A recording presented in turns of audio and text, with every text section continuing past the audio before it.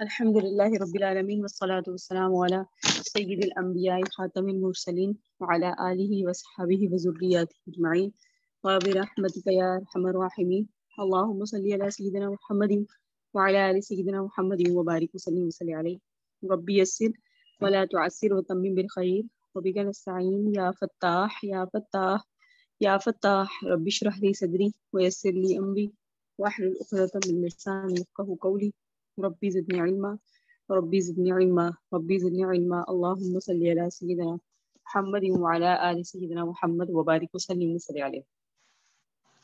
وعلموا سورة انفال 10واں پارہ آیت نمبر 41. وعلموا جان لو انما غنمتم من شیء کہ جو کچھ بھی تم مال غنیمت کے طور پہ حاصل کرو گے فإنا للہ خمسہ اس کا 10واں حصہ اللہ کا ہے ولرسول اور اس کے رسول کا ہے وَلِذِي الْقُرْبَى باقی پھر رشتہ داروں کے لیے وَالْيَتَامَى یتیموں کے لیے وَالْمَسَاکِینِ مسکینوں کے لیے وَابْنِ السَّبِیلِ مسافروں کے لیے.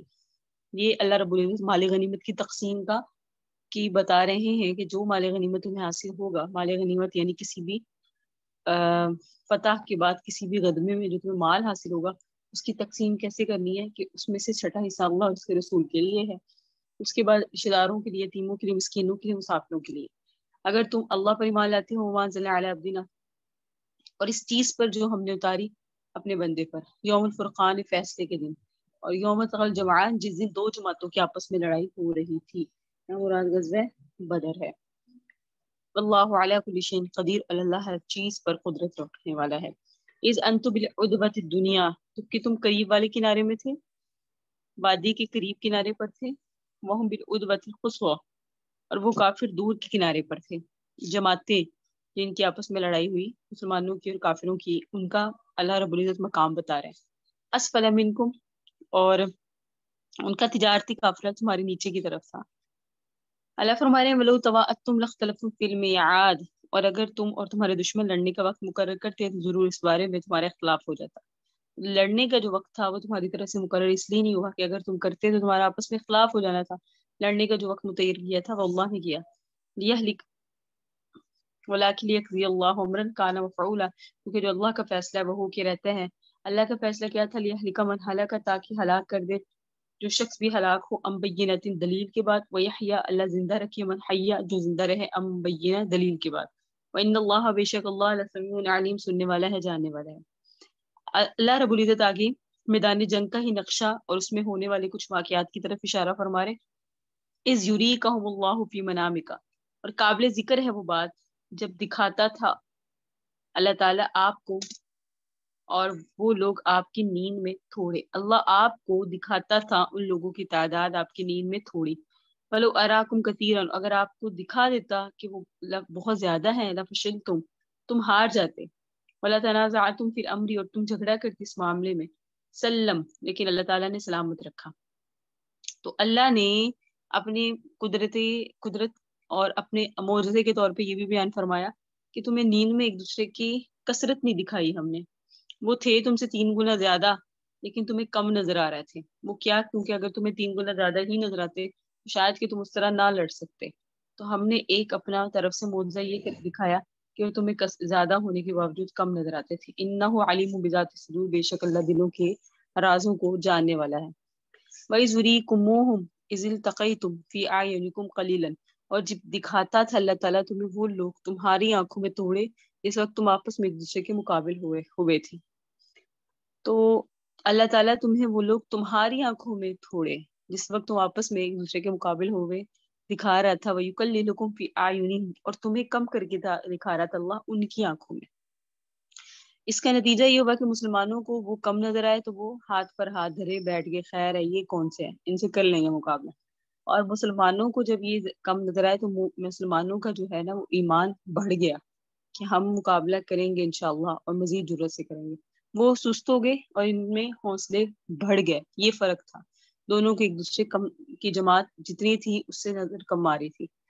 اللہ فرما رہے ہیں اس کا مقصد کیا تھا؟ لیقضی اللہ امرا کان مفعولا تاکہ اللہ پورا کر دے اللہ اس امر کو جس کا اس نے منظور کر لیا، اس فیصلے کو اس نے ارادہ کر لیا. وإلی اللہ ترجع الامور اور بے شک اللہ ہی تمہیں اللہ ہی کی طرف سے لوٹ کر جانا ہے. تو اس رکوع کی ساری آیات جو ہے نا وہ غزوہ بدر سے متعلق ہی ہے. غزوہ بدر کے کچھ کچھ واقعات کم اللہ رب العزت نے ان کچھ واقعات کی طرف اشارہ کیا. پہلے تو یہ بتایا کہ غنیمت جب تقسیم ہوگا اس کے 5 حصے ہوں گے، جس میں خاص کر جو ہے نا وہ پہلا اللہ اور اس کے رسول کا لیا ہے. یہ برکتن کا ہے، ورنہ سارا ہی اللہ کا ہے، کیونکہ وہ سب کچھ مال کس نے دیا ہے؟ اللہ نے. پھر وہم بالعدوۃ القصویٰ، یہاں مراد مدینہ منورہ سے دوسری جانب سے دور، یعنی مدینہ منورہ کی دوسری جانب جو دور کی جانب تھی. اور جو دوسری طرف اللہ رب العزت نے بیان فرمایا وَالرَّكْبُ أَسْفَلَ مِنْكُمْ، یہ تجارتی قافلہ تھا جس کو چاہتے تھے مسلمان جس سے لڑنا، لیکن اللہ رب العزت نے یہ ان کے لیے مقرر نہیں کیا تھا. پھر فرمایا کہ اللہ تعالیٰ نے اپنی ایک امداد ہی بتائی تھی کہ دیکھو کیا صورت ہے. لشکر کا مسلمین کا لشکر ابھی سامنے نہیں آیا تھا، تو سرور کائنات کو اللہ تعالیٰ نے خواب کے اندر وہ لشکر دکھایا کہ لشکر آ رہا ہے، لیکن اللہ تعالیٰ نے اپنی حکمت کے تحت تعداد ان کی تھوڑی دکھائی. تو نبی علیہ السلام نے صبح اٹھ کے مسلمانوں کے سامنے بیان کیا کہ چھوٹا سا لشکر ہے جو مشرکینوں کی طرف سے آ رہا ہے، کوئی بڑا لشکر نہیں ہے. اگر پوری تعداد سامنے آ جاتی اور رسول اکرم صلی اللہ علیہ وسلم اس طرح سے ان کی اس شان و شوکت کو بیان کر دیتے تو آپ جانتے ہیں لوگوں کے دل چھوٹے ہو جانے تھے. لڑنا نہیں تھا، کیونکہ انہیں ہونا تھا کہ ہم کیسے لڑیں، وہ تو ہم سے ہے ہی زیادہ. تو اپنی پوری قوت اور شوکت ان کے سامنے آ جاتی اگلی مخالف قوم کی، تو یہ ان کے لیے ان کے حوصلے پست کر دیتی. تو اللہ رب العزت نے ان کو خواب میں ان کی جو تعداد دکھائی اتنی کم دکھائی تاکہ ان پر ان کا روپ تاریخ نہ ہو. یہ میدان کی بات اللہ نے ذکر کر دی کہ اللہ رب العزت نے اس طرح میدان میں آنے والے ان کے خلاف جتنے لوگ تھے ان کی تعداد انہیں تھوڑی کر کے دکھائی. پھر اللہ رب العزت نے یہ ذکر کیا ہے کہ اللہ تعالیٰ کی طرف سے نصرت کی ایک قسم یہ بھی تھی کہ اللہ تعالیٰ آپ کو دکھاتا تھا وہ لوگ آپ کی نظر میں تھوڑے، اگر آپ کو دکھا دیتا وہ لوگ زیادہ لفشل تو تمہارے حوصلے پست ہو جاتے. لیکن آپ نے خواب دیکھ کر لوگوں کے سامنے جو بیان کیا تو لوگوں کی ہمت ٹوٹی نہیں، بلکہ ان کی ہمت مزید بلند ہو گئی. لیکن اللہ تعالیٰ نے ہی بچایا ہے اس موقع پر آپ کو، یعنی اللہ کی طرف سے یہ جو آپ کو خواب دکھایا گیا یہ اللہ کی طرف سے انعام تھا میدان کا، تاکہ اس صورت میں مسلمانوں کی بلند رہیں حوصلے. تو اللہ نے اس رکوع میں یہاں یہ بیان کیا کہ جنگ بدر میں بدر کا جو معرکہ مسلمانوں کو فتح ہوا اس میں قدم قدم پر اللہ کی نصرت تھی، اللہ کی مدد تھی. اگر اللہ کی نصرت اللہ کی مدد نہ ہوتی تو مسلمانوں کو فتح حاصل نہیں ہوتی. آگے اللہ فرما رہے ہیں کہ میدان جنگ میں جب تم چلے جاؤ مسلمانوں تو تم نے وہاں جا کے کرنا کیا ہے. اللہ نے اس رکوع میں کچھ ہدایات دی ہیں. یا ایھا الذین، اے ایمان والو، اذا لقیتم، جب تمہاری آپس میں مڈ بھیڑ ہو، جب تمہاری کسی کے ساتھ جنگ ہو، فئتن کسی جماعت کے ساتھ، تو سب سے پہلے تو فثبتوا، ثابت قدم رہنا ہے. نمبر 2 واذکروا اللہ کثیرا، بہت زیادہ اللہ کو یاد کرنا ہے. لعلکم تفلحون، تم کامیاب ہو جاؤ گے. نمبر 3 اطیعوا اللہ، اللہ کی اطاعت کرنے ہیں، ورسولہ، اور اس کے رسول کی. نمبر 4 ولا تنازعوا، آپس میں جھگڑا نہیں کرنا، اس سے کیا ہوگا؟ فتفشلوا، تم ہمت ہار جاؤ گے، وتذھب ریحکم، اور تمہارا روح چلا جائے گا. نمبر 6 وصبروا، صبر کرنا ہے، ان اللہ مع الصابرین، کیونکہ اللہ صبر کرنے والوں کے ساتھ ہے. تو مسلمانوں کو یہ کہا گیا کہ تو صرف جنگ کا معرکہ ہے، آپ لوگوں نے موقع پر اور اپنی زندگی کے باقی حصوں میں بھی بہت ساری مسلمانوں کے خلاف دین کے لیے جنگیں لڑنی ہیں، لیکن اس میں تم نے یہ والے جو اوصاف ہیں اسے اپنے ہاتھ سے جانے نہیں دینا. ثابت قدم رہو، اللہ کا ذکر کرو، اللہ اور اس کے رسول کی اطاعت کرو، آپس میں جھگڑا نہ کرو. اگر تمہارے آپس میں جھگڑے ہوں گی تو تمہاری اندر سے جڑیں کھوکھلی ہو جائیں گی، اس سے تم پر دوسرے لوگ حملہ کر دیں گے. اسی لیے فرمایا اگر آپس میں جھگڑا کرو گے وتذھب ریحکم، تمہارا روب چلا جائے گا. چھٹا کیا ہے؟ صبر کرنا ہے، کیونکہ اللہ صبر کرنے والوں کے ساتھ ہے. فرمایا ولا تکونوا کالذین خرجوا من دیارہم بطرا، ان لوگوں کی طرح مت ہو جو بڑا اتراتے ہوئے نکلے، ریا الناس، لوگوں کو دکھانے کے لیے، لوگوں کے دکھلاوے کے لیے میدان میں نکلے، ویصدون عن سبیل اللہ، اور اللہ کے راستے سے روکنے کے لیے نکلے، واللہ بما یعملون محیط، اور اللہ ان کے عملوں کا احاطہ کیے ہوئے ہے. وَإِذْ زَيَّنَ، جب مزین کر دیا، لَهُمُ الشَّيْطَانُ، ان کے لیے شیطان نے، اعمالهم، ان کا عمل یا ان کی کاروائیاں، اور شیطان نے کہا لا غالب لکم اليوم من الناس، لوگوں میں سے کوئی شخص آج کے دن تم پر غالب آنے والا نہیں ہے. اور شیطان نے کہا وَإِنِّي جَارٌ لَكُم، میں تمہارا حمایتی ہوں. لیکن فلما تراءى الفئتان، نکس علی عقبیہ، جب دونوں جماعتیں روبرو ہوئی تو شیطان واپس لوٹا علی عقبیہ، اپنی ایڑیوں پر، قال، اور اس نے کہہ دیا، انی بریء منکم، میں بے شک تم سے آج بری ہوں، لا تعلق ہوں، کیوں؟ کیونکہ انی ارا ما لا ترون، میں وہ دیکھ رہا ہوں جو تم نہیں دیکھتے، کیونکہ میدان میں اترے ہیں فرشتے، شیطان نے کہا میں وہ دیکھ رہا ہوں جو تم نہیں دیکھتے، انی خاف اللہ، مجھے اللہ سے ڈر ہے، اللہ شدید العقاب، کیونکہ اللہ سخت عذاب والا ہے۔ ان کے مقابلے میں وَإِذْ يَقُولُ الْمُنَافِقُونَ، جب کہا منافقوں نے، الَّذِينَ فِي قُلُوبِهِم مَرَضٌ، اور ان لوگوں نے جن کے دلوں میں مرض ہے، کہ ہا غر هؤلاء دینہم، کہ ان لوگوں کو ان کے دین نے دھوکے میں ڈال دیا، وَمَن يَتَوَکَّلْ عَلَى اللَّهِ، جو کوئی شخص اللہ پہ بھروسہ کرتا ہے، فَإِنَّ اللَّهَ عَزِیزٌ حکیم، بے شک اللہ رب العزت زبردست ہے، حکمت والا ہے۔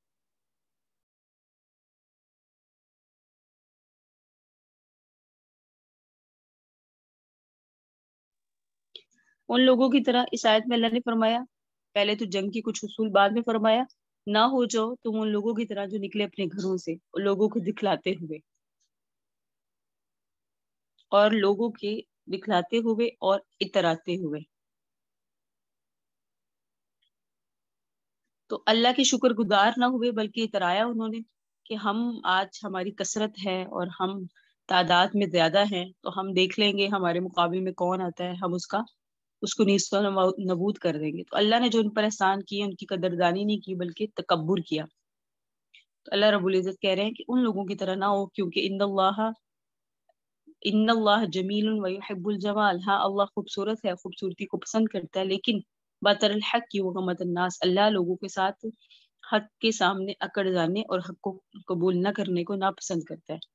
تو اللہ رب العزت نے بہت ساری ایسی بستیاں ہلاک کی، بطرت معیشتہ، سورہ قصص میں ہے کہ جو اپنی معیشت پر اترایا کرتی تھی۔ تو یہاں اشارہ ہے مشرکین مکہ کی طرف، کہ مشرکین مکہ جس وقت مکہ معظمہ سے نکلے تو بڑی سج دھج کے ساتھ باجے بجاتے ہوئے، ڈھول کوڑتے ہوئے، کیونکہ سمجھتے تھے کہ ہمارا اتنا بڑا لشکر ہے، ہم اتنے بڑے مسلح اور اپنی قوت کے مالک ہیں، اس وقت ہمارا مقابلہ کوئی کر ہی نہیں سکتا، ہم ان کو مسلمانوں کو نیست و نبود کر دیں گے۔ اس طرح سے وہ فخر کرتے ہوئے، اکڑتے ہوئے، اتراتے ہوئے، جشن مناتے ہوئے مکہ معظمہ سے نکلے۔ تو اللہ تعالیٰ فرماتے ہیں کہ تمہاری حالت ایسی نہیں ہونی چاہیے، تو ہمیشہ اپنے اللہ پر نظر رکھو، ظاہری اسباب پر کبھی نہ رکھنا مسلمانوں، کہ اللہ نے ان کی حالت دیکھ کر مسلمانوں کو یہاں تعلیم دی کہ انہوں نے جو کیا تم ویسے نہ کرو۔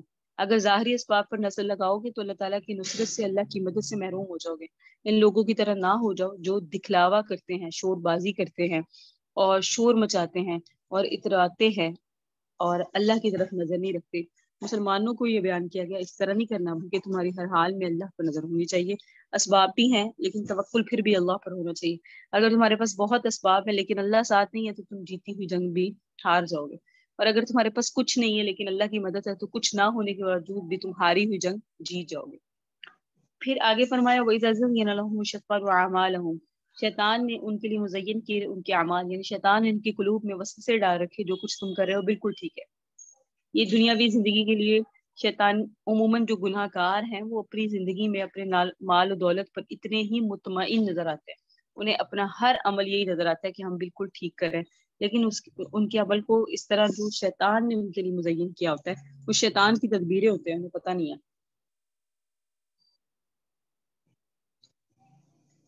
وقال لا غالب لكم اليوم من الناس واني جار لكم، مشرکین جس وقت مسلمانوں کے مقابلے میں آئے تھے تو ان کے دل میں ایک دھڑکا تھا کہ ہم یہ پوری کی پوری قوت لے کے جا رہے ہیں اور پیچھے مکہ معظمہ خالی ہے اور اس میں کوئی قوت حملہ نہ کر دے، ایک تھوڑا بہت انہیں ڈر تھا۔ بعض لوگ تھے جن کے قبیلے تھے جیسے بنی بکر، بنی کنانہ، یہ مشرکین مکہ کے دشمن تھے۔ تو مشرکین مکہ سمجھ رہے تھے کہ اگر ان کو پتہ چل گیا کہ ہم اس طرح سے لشکر لے کر نکل گئے مدینہ تو کہیں ایسا نہ ہو کہ بنی بکر اور بنی کنانہ جو ہے نا ہمارے گھروں میں لوٹ مار کر دے، پیچھے سے جنگ چھیڑ دے اور ہم مسلمانوں کی اور ان کے محاصرہ میں آ جائیں، اس موقع پر وہ اپنی دشمنی ہم سے نکالیں گے۔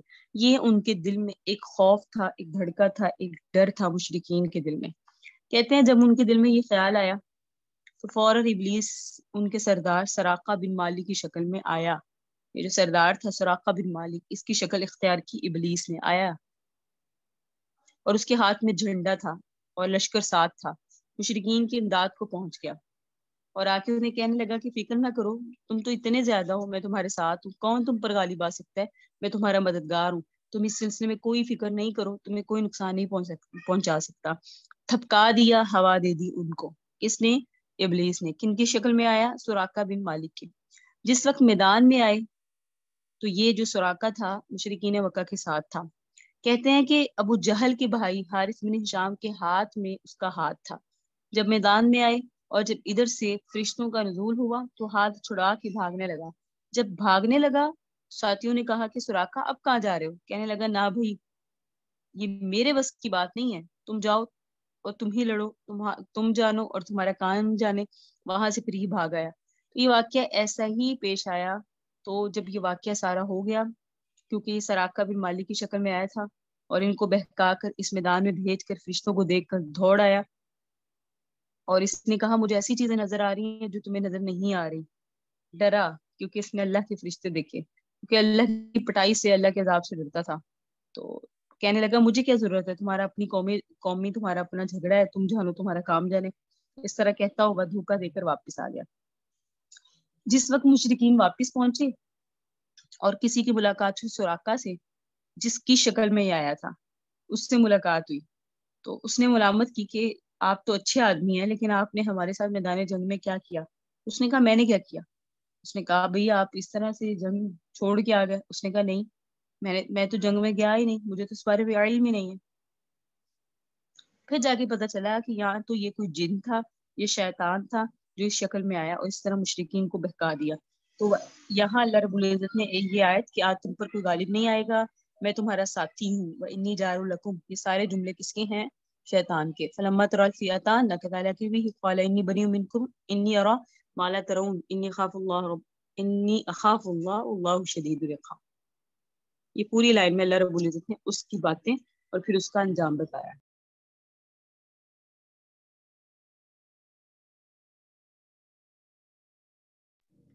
وَلَوْ تَرَىٰ، اور اگر آپ دیکھیں گے، اِذْ يَتَوَفَّى الَّذِينَ، جب وفات دیتے ہیں وہ لوگ، کفروا، ان لوگوں کو جنہوں نے کفر کیا۔ کون وفات دیتے ہیں؟ فرشتے۔ آپ جب دیکھیں فرشتوں کو جو وفات دیتے ہیں، موت دیتے ہیں انہیں جنہوں نے کفر کیا، کیسے دیتے ہیں؟ الملائکۃ، فرشتے، یضربون، مارتے ہیں، وجوہہم، کافروں کے چہروں پر، وادبارہم، ان کی پشتوں پر، وذوقوا، اور انہیں کہتے ہیں چکھو، عذاب الحریق، جلنے کا عذاب، ذالک بما قدمت ایدیکم، یہ عذاب بسبب ان اعمال کے ہے جو تمہارے ہاتھوں نے آگے بھیجا۔ ان اللہ، اور بے شک اللہ، لیس بظلام للعبید، اپنے بندوں پر ظلم کرنے والا نہیں ہے۔ کدأب آل فرعون، ان کا حال، یہ کافروں کا حال فرعون کے متعلقین کے حال کی طرح ہے۔ والذین من قبلہم، اور ان لوگوں کے حالات کی طرح ہے جو پہلے گزرے۔ کفروا، انہوں نے جھٹلایا بآیات اللہ، اللہ کی نشانیوں کو، فاخذہم اللہ بذنوبہم، تو اللہ تعالیٰ نے ان کو ان کی گناہوں کی سزا کی وجہ سے پکڑ لیا۔ ان اللہ قوی، اللہ قوت والے ہیں، شدید العقاب، سخت عذاب دینے والے ہیں۔ تو جیسے پہلی قومیں تھیں ویسے ہی فرعون اور اس سے پہلے جتنے ظالم اور جابر اور شاکر لوگ تھے، اسی طرح ظالم تھے اور جابر لوگ تھے، اسی طرح جو کافر ہے ان کا انجام بھی ان بدترین لوگوں کی طرح ہے۔ ذالک، اس لیے بأن اللہ لم یکن مغیرا، کہ اللہ تعالیٰ نہیں بدلنے والے کسی نعمت، کسی احسان کو، نعمہ علی قوم، جو احسان وہ کسی قوم پر کرتے ہیں، حتی یہاں تک کہ یغیروا ما بانفسہم، یہاں تک کہ لوگ اس چیز کو جو ان کے اپنے نفسوں میں ہے، جب تک کہ اس چیز کو نہ بدل لیں۔ آسان لفظوں میں یوں کہ اللہ کسی قوم کی حالت نہیں بدلتے جب تک کہ وہ اپنی حالت کو خود نہ بدل دیں۔ ان اللہ سمیع علیم، بے شک اللہ سننے والا ہے، جاننے والا ہے۔ کدأب آل فرعون، ان کا حال فرعونیوں کے متعلقین کے حال کی طرح ہے۔ والذین من قبلہم، اور ان لوگوں کے حالوں کی طرح ہیں جو ان سے پہلے گزرے۔ کذبوا بآیات ربہم، انہوں نے اپنے رب کی نشانیوں کو جھٹلایا۔ فاہلکناہم بذنوبہم، ہم نے سب کے سب کو ہلاک کر دیا ان کے گناہوں کی وجہ سے۔ وغرقنا آل فرعون، ہم نے فرعون کے لوگوں کو غرق کر دیا۔ وکل کانوا ظالمین، کیونکہ سارے کے سارے ظلم کرنے والے تھے۔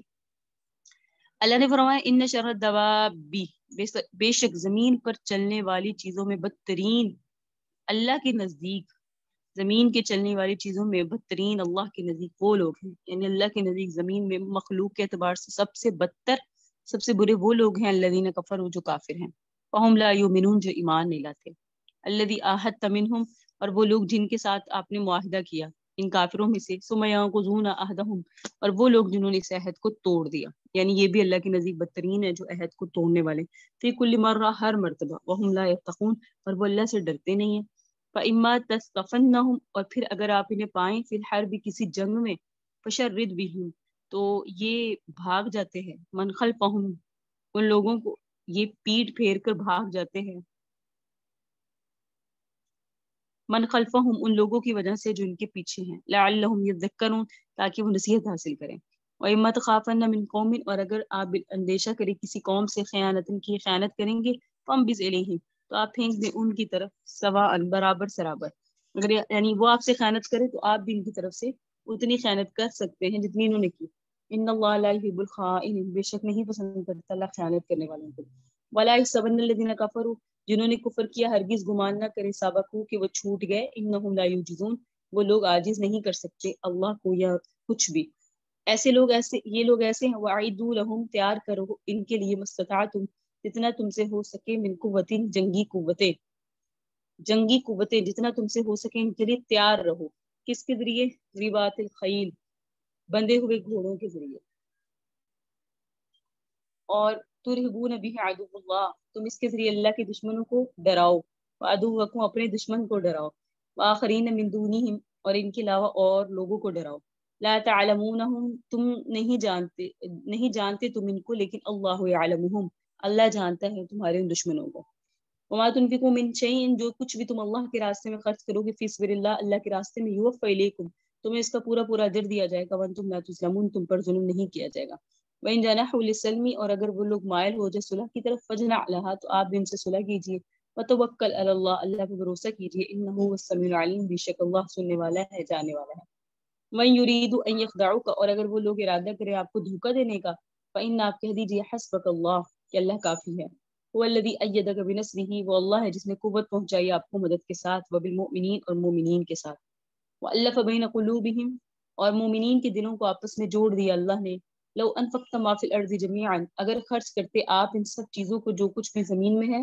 ما الفت بین قلوبہم، تو آپ ان کے دلوں کو نہیں جوڑ سکتے تھے، یہ دلوں میں الفتیں ڈالنا، دلوں میں محبت ڈالنا، یہ اللہ کے حکم کے بغیر نہیں ہو سکتا، دلوں میں جو محبتیں ڈالی ہیں اللہ نے ڈالی ہے، لیکن اللہ الف بینہم، حقیقت یہ ہے کہ اللہ نے ان کے دلوں میں محبت ڈالی، انہ عزیز حکیم، بے شک اللہ زبردست ہے، حکمت والا ہے، یا ایھا النبی، اے نبی، حسبک اللہ، آپ کے لیے اللہ کافی ہے، ومن اتبعک من المؤمنین، اور وہ لوگ مومن کافی ہیں جو آپ کے متبع ہیں، تو آپ کے لیے اللہ کافی اور مومن کافی ہیں جو آپ کی متبع ہیں، جو آپ کی اتباع کرتے ہیں، وہ آپ کے لیے کافی ہیں۔ تو اس رکوع میں اللہ نے پہلے جو وَلَوْ تَرَىٰ إِذْ يَتَوَفَّى الَّذِينَ كَفَرُوا، وہ لوگ جنہیں آپ دیکھیں گے فرشتوں کو کہ وہ کافروں کی روح نکالتے ہیں، یہاں سے اللہ نے برزخ کی سزا کا ذکر کیا کہ دنیا کے اندر تو سزا ہو ہی چکی، دنیا کے اندر کافروں کے لیے کیا سزا ہے، قتل کیے جاتے ہیں، در بدر کیے جاتے ہیں، یہ تو ہوئی دنیا کی سزا، اور کافروں کے لیے صرف یہی سزا نہیں بلکہ آخرت میں ان کے لیے جو فرشتے جان نکالنے آئیں گے اور پھر وہ ان کے ساتھ جو ہم کلام ہوں گے اور وہ جو ان کے ساتھ سختی والا معاملہ ہوگا وہ علیحدہ ہے، تو دنیا میں بھی ان کے لیے سزا، آخرت میں بھی سزا۔ پھر فرمایا کدأب آل فرعون، ان کا حال فرعونیوں کے لوگوں جیسا ہے، فرعون کے لوگوں کا حال آپ کے سامنے سورہ اعراف میں گزرا کہ اللہ تعالیٰ نے ان کو بڑی خوشحالی دی، بہت اللہ تعالیٰ نے انعام کیے، پھر حضرت موسیٰ جس وقت آئے تو انہوں نے ان آیات کا انکار کیا، حضرت موسیٰ علیہ السلام نے ان کے سامنے جو معاملات پیش کیے، اللہ تعالیٰ کی طرف سے ہلکی ہلکی تنبیہات عذاب کی شکل میں آئی، پھر لیکن ان کو جب پکڑ کی اللہ نے تو مہلت دے دی، ویسے ان پہ آپ کے سامنے گزرا کہ ان کے سامنے پھلوں کا کم ہونا، ٹڈیوں کا آنا، خون کا آنا، تھوڑی تھوڑی نشانیاں تھیں، یہ 9 قسم کے عذاب جو فرعونیوں پر آئے، تو کفر کیا انہوں نے اللہ کی آیات کا، پھر بھی نہیں بدلے، کچھ ایسے ہی لوگ دنیا میں بھی ہوتے ہیں، تو آیات کو دیکھنے کے بعد، نشانیوں کو دیکھنے کے بعد اپنی حالت نہیں بدلتی۔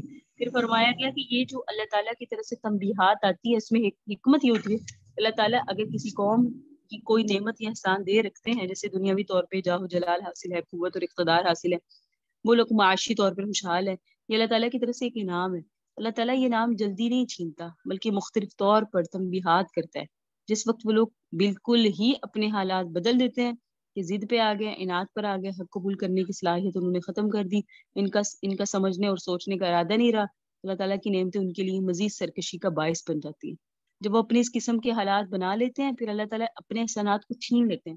یہ نہیں کہہ دیا کہ دینے کے بعد بلا وجہ چھین لیتے ہیں، ایسا نہیں ہے، بلکہ اللہ تعالیٰ پہلے ان کو تنبیہات کرتے ہیں، ان کے سامنے نصیحتیں آتی ہیں، ان کو ذکر کرواتے ہیں.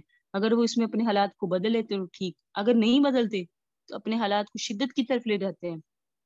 پہلے منکر نہیں ہوتے جتنے بعد میں ہو جاتے ہیں. جیسے مشرکین مکہ سرور کائنات کے آنے سے پہلے بت پرستی کرتے تھے، لیکن ان میں کچھ اچھی صفتیں بھی تھی، صلہ رحمی بھی تھی، بیت اللہ کی خدمت بھی کرتے تھے، حج عمرہ بھی کرتے تھے، دوسری ان میں خوبیاں بھی تھی.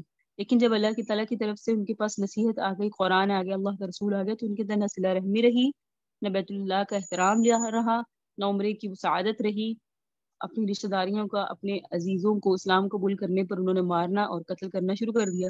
پھر اللہ نے بھی ان سے وہ نعمت کو چھین لیا. تو یہاں بتایا گیا فرعون اور فرعونیوں کے ساتھ جیسا معاملہ ہوا، اللہ کی دنیا میں کچھ مخلوق ایسی جن میں اللہ رب العزت پہلے انہیں ڈھیل دیتے ہیں، مہلتیں دیتے ہیں، ان کو تذکیر کا یعنی نصیحت حاصل کرنے کا موقع دیتے ہیں. جب وہ نہیں ہوتے تو پھر اللہ رب العزت انہیں اچانک پکڑتے ہیں. ان بدترین لوگوں میں، ان کافروں میں سے جن کے ساتھ آپ معاہدہ کر لیں. پھر فرمایا کہ الذین عاہدت منہم، یہ آیت نمبر 56، کہ ان بدترین لوگوں میں اور ان کافروں میں سے جن کے ساتھ آپ معاہدہ کر لیتے ہیں، یہ ہدایات ہیں جنگی اصول کے مطابق. یہ اللہ نے آپ کو ہدایات دی ہیں. بدترین لوگوں میں سے وہ ہیں جن کے ساتھ آپ معاہدہ کر لیتے ہیں پھر وہ توڑ دیتے ہیں. یعنی سرور کائنات جس وقت مدینہ منورہ تشریف لائے تو مدینہ منورہ میں تشریف لے جانے کے بعد آپ کے سامنے جو ملک کی صورتحال تھی وہ یہ تھی کہ اصل ٹکر تو تھی آپ کی مشرکین مکہ کے ساتھ، جو اپنی برادری اور اپنی ہی قوم کے تھے، اور مدینہ کے ارد گرد تھے طالبات یہودی، یہود کے قبائل سے آگے گزر کر اور مشرکین کی قبائل تھے. اب یہ رسول اللہ کی حکمت عملی تھی کہ سب کے ساتھ بیک وقت ٹکر لینا بسا اوقات مصلحت نہیں ہوتی. تو آپ نے پھر وہاں جا کے معاہدوں کا سلسلہ شروع کیا. آس پاس والے کتنے قبیلے تھے اور جتنے بھی تھے یہود کے دوسرے، ان کے ساتھ جنگ کو ختم کر دیا. ٹھیک ہے، اور کہا کہ اگر کوئی شخص ہمارے ساتھ لڑنے کے لیے آئے تو ہم اس کی امداد نہیں کریں گے، چاہے ہماری امداد وہ کرے یا نہ کرے. معاہدہ کیا مخالفین کے ساتھ شامل ہو کے ان کی امداد نہیں ہم نے کرنی اور ان کو قوت نہیں پہنچانی. مقصد یہ تھا تاکہ یہ قبائل اپنی اپنی جگہ ٹکے رہیں. ہمارا مقابلہ اگر ہو تو قریش کے ساتھ ہو. تو ایک قوم کو یا تو ایک شہر کو انسان سنبھال سکتا ہے یا ایک قوم کو سنبھال سکتا ہے، لیکن یہاں تھے چاروں طرف دشمن، چاروں طرف کے قبائل جنگ میں شامل تھے. تو اس میں بڑی پریشانی ہونی تھی اگر اس کو چاروں طرف سے لڑائیوں کا آقا علیہ السلام مول لے لیتے. تو آپ نے حکمت عملی سے تدبیر کی، یہود کے ساتھ ترک جنگ کا معاہدہ کیا، یعنی تم سے جنگ نہیں ہوگی، اور ارد گرد کے دوسرے قبائل کے ساتھ بھی، اور جنگ صرف قریش کے ساتھ رہ گئی. لیکن ان یہود اور دوسرے مشرکین کا کچھ حال ایسا تھا کہ یہ اپنے معاہدے کی پابندی نہیں کرتے تھے. یہود تو سازشیں کرتے تھے، قریش کو بھڑکاتے تھے، ان کو اسلحہ کی مدد کرتے تھے، اس قسم کی چھیڑ چھاڑ کرتے تھے. بعض دوسرے لوگ بھی اس طرح کرتے تھے لیکن سامنے نہیں آتے تھے. یہ سارا معاملہ ہوتا تھا در پردہ. جوں جوں ان کی سازشوں کا آقا کو پتہ چلتا گیا، رسول اللہ ان کا بھی سر کوٹتے چلے گئے. بنو نذیر نے سازش کی تو ان کو وہاں سے جلا وطن کر دیا گیا، نکال دیا گیا. بعد میں بنو قریظہ کی سازش ہوئی تو ان کے جوانوں کو قتل کیا گیا، ان کی عورتوں اور بچوں کو غلام بنا لیا گیا. اس طرح دیگر قبائل جن کی شرارتوں کا پتہ چلتا جاتا آقا ان سے انتقام لیتے، اللہ کے حکم سے لیتے.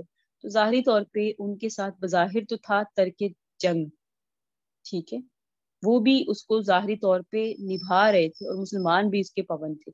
اس قسم کے حالات جب ہوتے تھے، جب وہ نہیں نبھاتے تھے تو اللہ نے براہ راست کہہ دیا یہود کے ساتھ جنگ کی جا سکتی ہے جس طرح سے مشرکین کے ساتھ کی ہے. ٹھیک ہے، اللہ نے فرمایا جب وہ اپنا معاہدہ توڑتے ہیں تو آپ جتنا وہ آپ سے کمی کرتے ہیں معاہدے میں آپ بھی کر سکتے ہیں.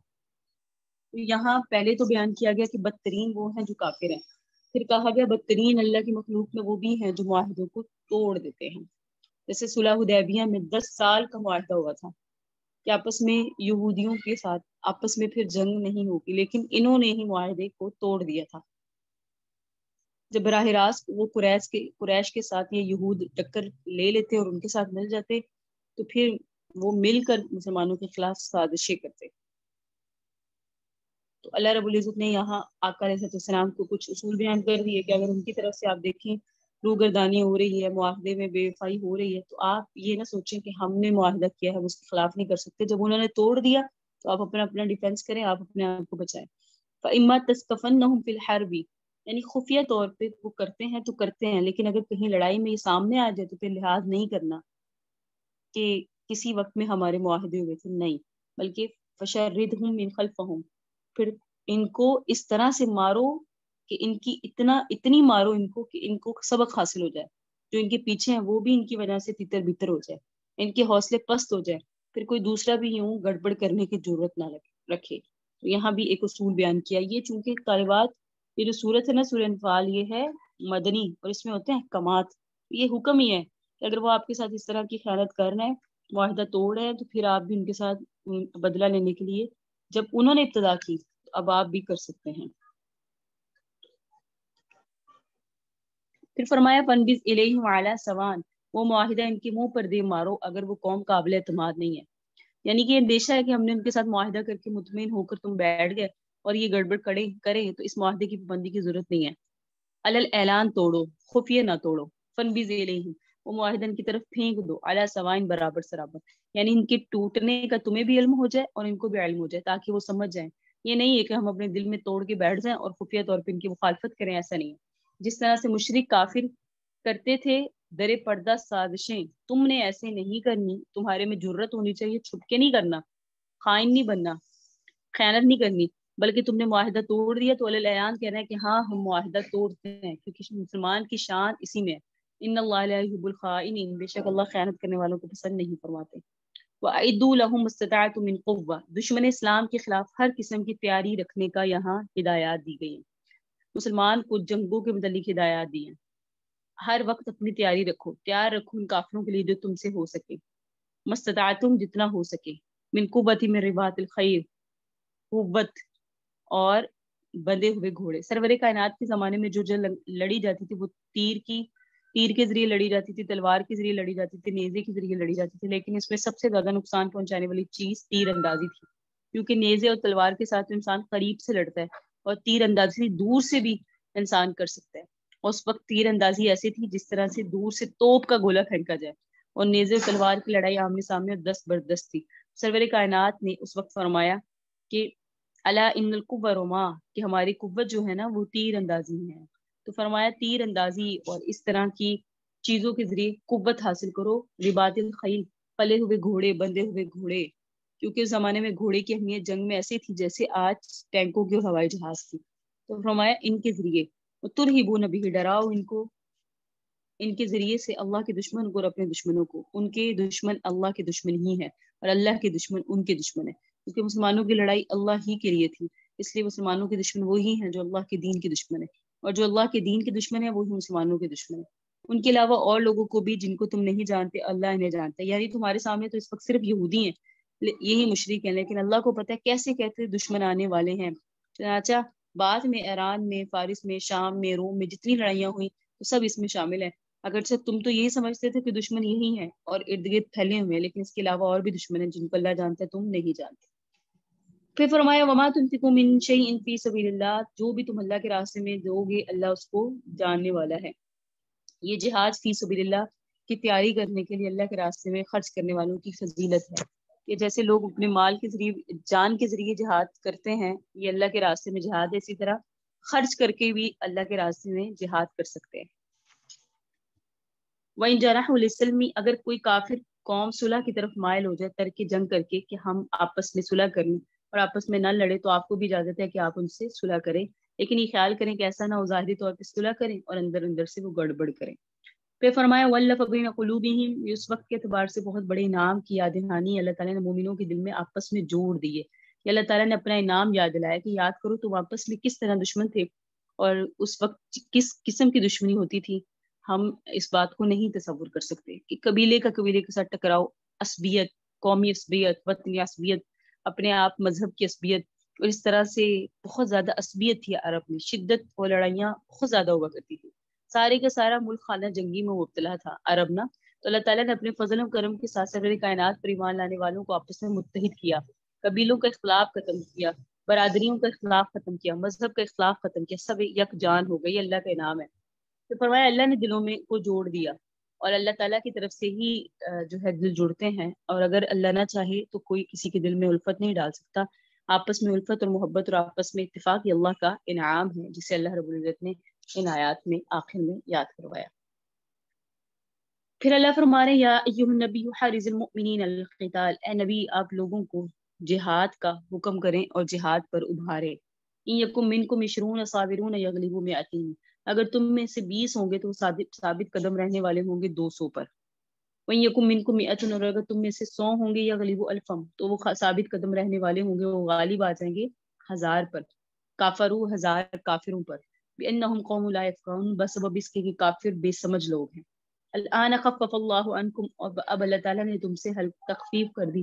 وعلم، اور اللہ کو معلوم ہے، ان فیکم ضعفا، بے شک تمہارے اندر کمزوری ہے۔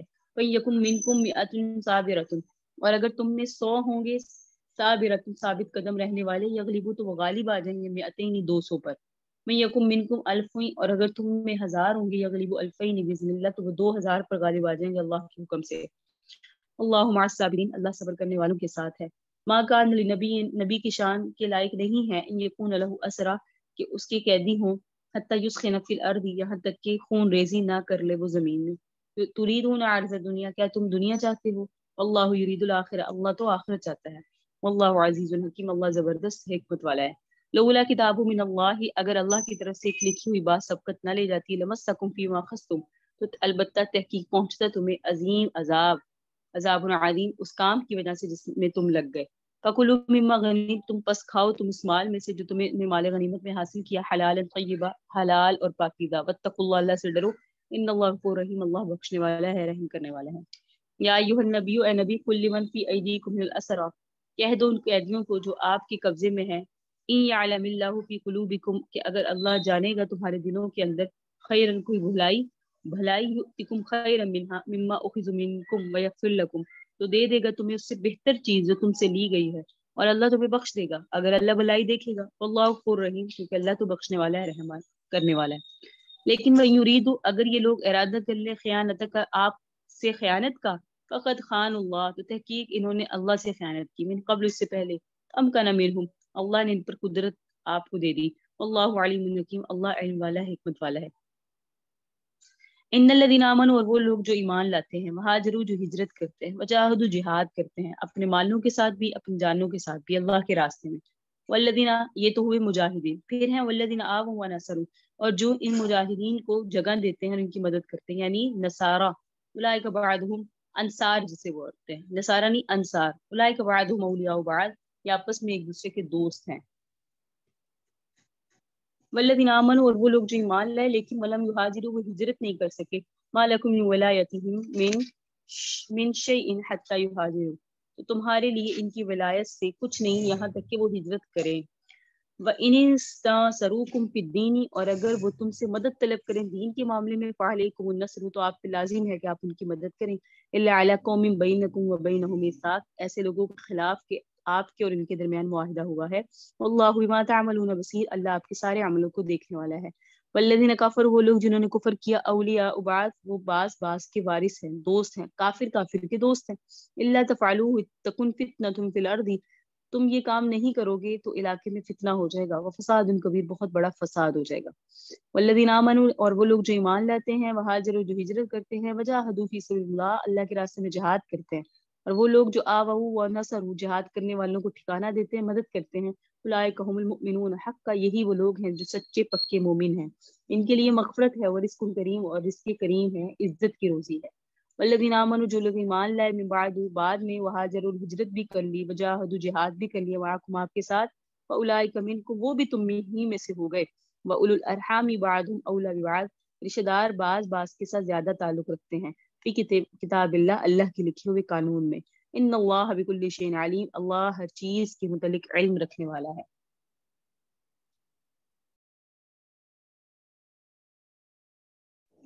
یہاں اللہ رب العزت نے جہاد کی ترغیب دیتے ہوئے سرور کائنات کو خطاب کرتے ہوئے کہا کہ آپ کے لیے کافی ہے، اور مومنوں کے لیے کہ یہ چھوٹی سی جماعت کافی ہے، اس لیے آپ دوسروں کی کثرت کو نہ دیکھیے، اللہ پر اعتماد کیجیے، ظاہری طور پہ اپنے متبعین مومنون کو ساتھ لیجیے، اللہ کی مدد کے ساتھ، ظاہری طور پہ مومنین کے تعاون کے ساتھ اللہ تعالیٰ آپ کو کفار کے مقابلے میں فتح دے دے گا۔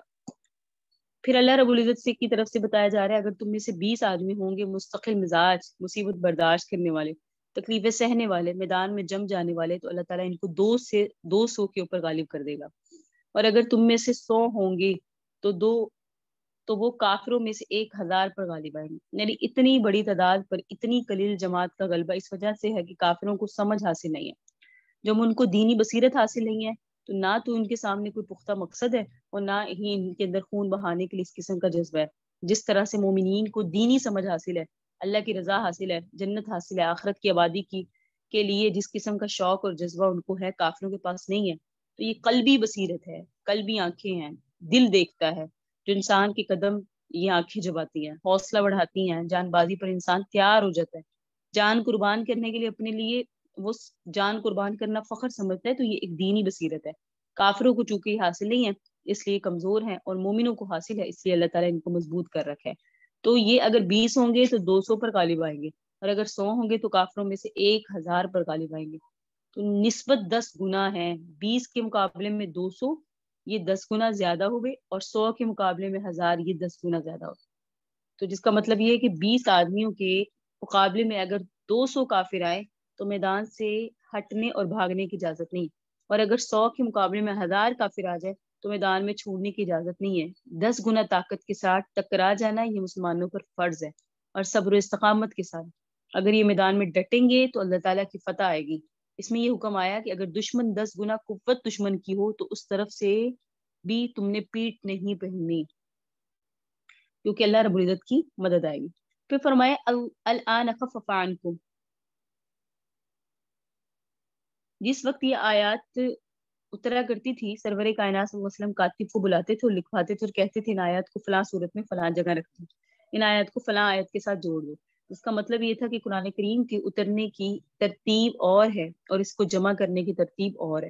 تو یہ آیت اتری تو کافی مدت کے بعد ہے، لیکن چونکہ اس کا مضمون اس آیت کے ساتھ ملتا ہے اس لیے اس کو اس کے ساتھ جوڑ دیا گیا کہ اللہ تعالیٰ نے اب تم پر تخفیف کر دی کہ تمہاری ذمہ داری، پہلے تمہیں ذمہ داری ڈالی تھی کہ 20 آدمی 200 کے مقابلے میں ڈٹے، 100 آدمی 1000 کے مقابلے میں ڈٹے، پہلے یہ ذمہ داری ڈال دی تھی. تو یہ بوجھ اس امت کے کندھوں پر ڈال دیا گیا کہ اپنے سے 10 گنا قوت کے ساتھ ٹکرانا ہے. پھر اللہ رب العزت نے اس میں تخفیف کر دی کہ تمہارے اندر کمزوری ہے. یہ کمزوری کہاں سے آئی مجھے پتا ہے. ابتدا میں جو مسلمان تھے، خاص طور پہ وہ مہاجرین جو مکہ معظمہ کے اندر کفار کے ہاتھوں پٹتے رہتے تھے، تو جب ان میں جوش و خروش آیا تو یہی سابقون الاولون بن گئے. تو اللہ نے بہرحال یہاں غزوہ بدر کے واقعات کو ذکر کیا اور بتایا کہ بدر میں 70 کافر تمہارے گئے اور 70 گرفتار ہوئے. تو گرفتار کر کے ان کو کہاں لایا گیا تھا؟ مدینہ منورہ میں. مدینہ منورہ میں آنے کے بعد مشورہ ہوا کہ ان 70 کے ساتھ کیا کیا جائے. حضرت عمر اور سعد دونوں نے مشورہ کیا ان سب کو قتل کیا جائے، تو کفر کی شوکت اس سے ٹوٹ جائے گی. سارے کے سارے لوگ وہ ہوں گے جو اسلام کے انتہائی دشمن ہیں. یہ کن کا مشورہ تھا قتل کرنے کا؟ حضرت عمر کا اور حضرت سعد کا. حضرت عمر نے مشورہ کیا ان کو قتل کر دیا جائے، اور ان گرفتار ہونے والوں میں بعض حضرت عمر کے قریبی رشتہ دار تھے. تو حضرت عمر نے مشورہ دیا کہ ہر شخص اپنے قریبی رشتہ دار کو قتل کرے اور میرا فلاں رشتہ دار میرے سپرد کرو، میں اس کو قتل کر دوں.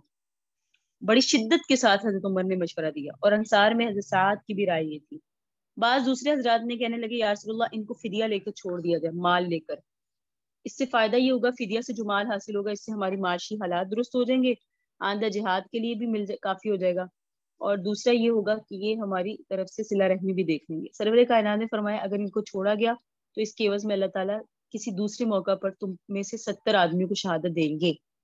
یعنی اگر ان کو چھوڑا گیا تو تمہارے عوض اللہ رب العزت 70 آدمیوں کو شہادت دیں گے. ایسا ہوا تھا نا احد میں، 70 آدمی تم میں سے بھی قتل ہو جائیں گے. یہ ساری کی ساری باتیں سامنے آ گئی تھی اور مشورے کے اندر یہ بات ذکر کر دی گئی. تو صحابہ نے جس وقت یہ دو رائے اختیار کی، تو ابو بکر صدیق چونکہ تھے نرم دل کے، بہت نرم تھے، ان کی رائے یہی تھی ان کو فدیہ لے کر چھوڑ دیا جائے. سرور کائنات کے سامنے جب یہ دو رائے آئے، ایک آئی قتل کیا جائے حضرت عمر کی، حضرت سعد کی، باقی سیدنا صدیق اکبر اور اکثر لوگوں کی رائے تھی فدیہ لے کے چھوڑ دیا جائے.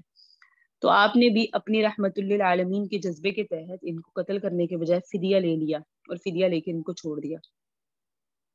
سرور کائنات کے جو داماد تھے ابو العاص، وہ بھی ان میں سے تھے جو بعد میں مسلمان ہوئے، اور وہ بھی ان میں کئی ایسے اس کے علاوہ بھی تھے جو جنہیں ایمان کی توفیق ہوئی اور ان کو بھی فدیہ لے کے چھوڑ دیا گیا. لیکن بعد میں اللہ تعالیٰ کا منشا اس کے خلاف ظاہر ہوا. اللہ تعالیٰ نے جو وہی بات ہوئی جو حضرت عمر نے کہی تھی حضرت عمر کی بات تھی فدیہ لے کر نہیں چھوڑنا، قتل کر دو. اللہ نے آیات نازل فرمائی کہ عمر کا فیصلہ ٹھیک تھا، تمہیں انہیں کیا کرنا چاہیے تھا؟ قتل.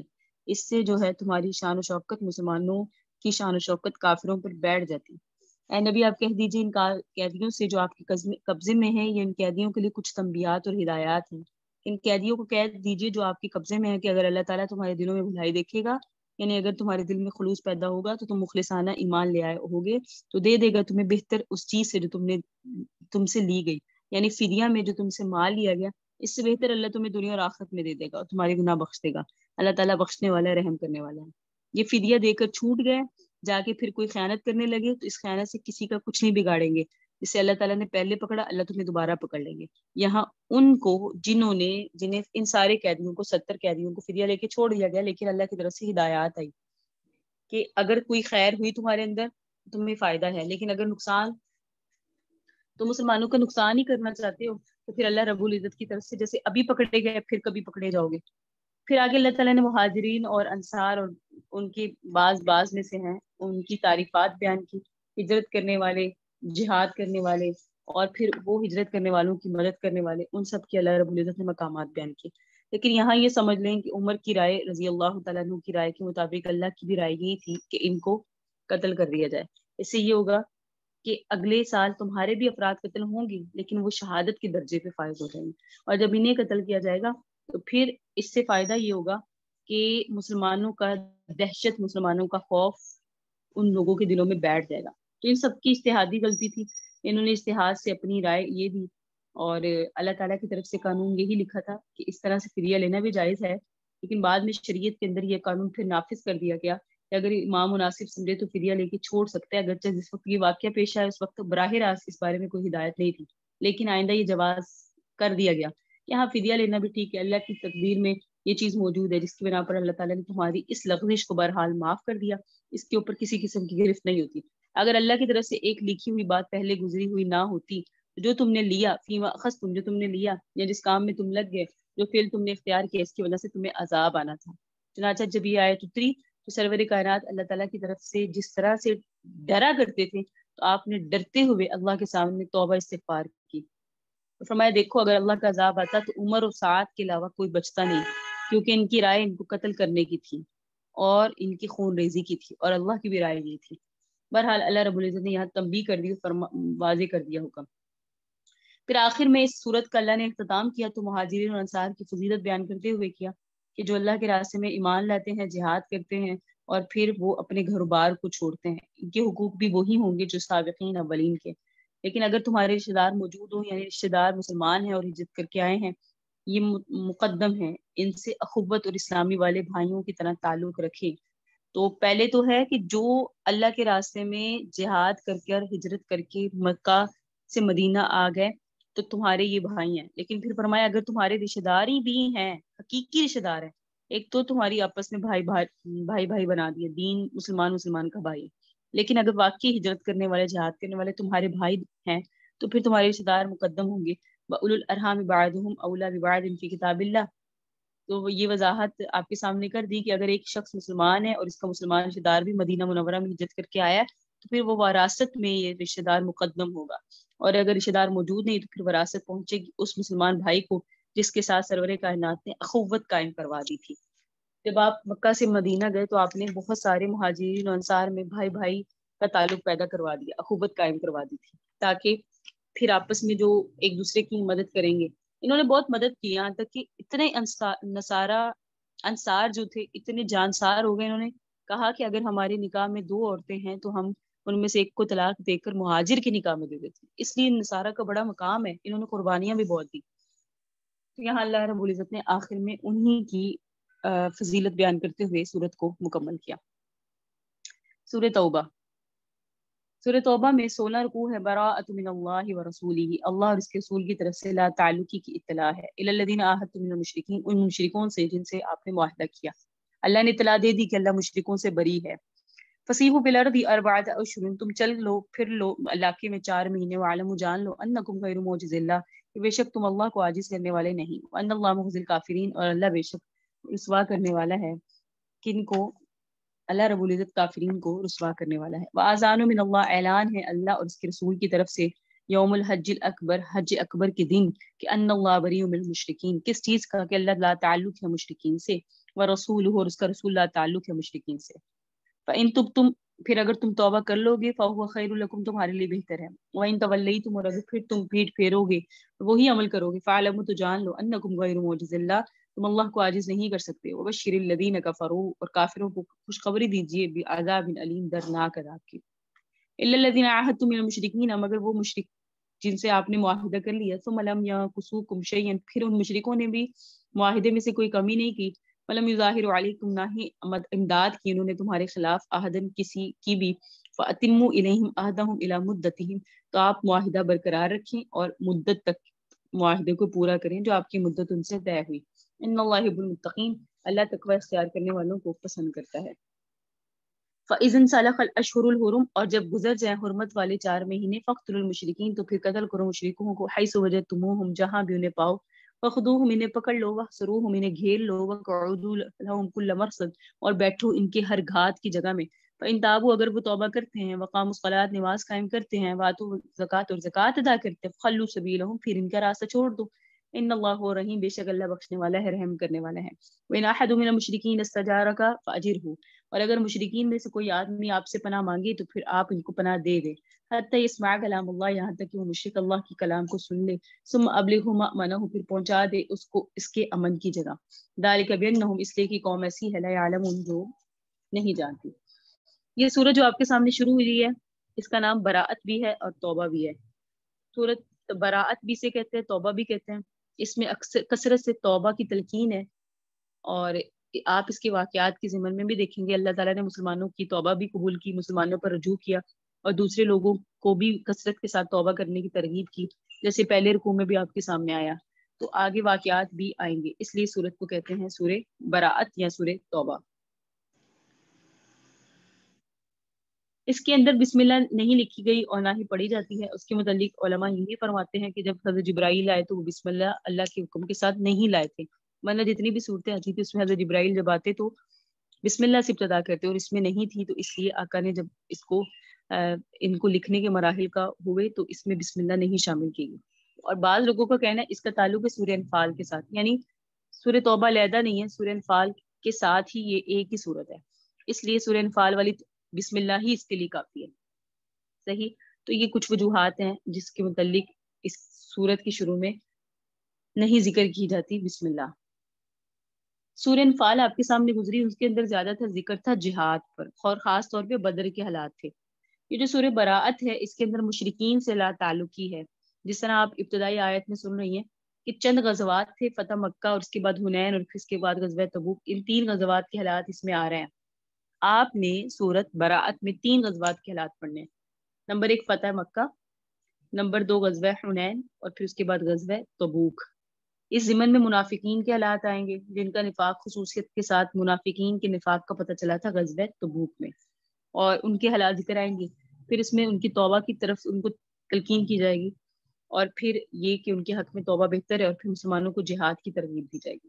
اللہ رب العزت نے ان پوری سورہ توبہ کا میں نے آپ کے سامنے خلاصہ ذکر کر دی. پھر فرمایا بعض مشرکین ہیں ان کے طبقات مختلف ہے، بعض ایسے جنہوں نے معاہدہ کیا لیکن توڑ دیا، ان کے بارے میں اعلان ہے کہ اب ان کو امن نہیں ہے. فتح مکہ ہونے کے بعد ان کو جو عارضی امن دیا گیا، اب وہ امن اشہر حرم کے گزرتے ہی ختم ہو جائے گا. امن نہیں ہے جنہوں نے معاہدہ توڑ دیا.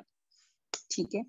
اب یہ اعلان ذی الحجہ میں کیا جا رہا ہے. ذی الحجہ یہ حرمت والا مہینہ ہے. شہر حرام کا لفظ آیا ہے، اس میں آپ نے سنا ہوگا. شہر کہتے ہیں مہینے کو، حرام سے مراد ہے حرمت والے جن میں جنگیں نہیں ہوتی.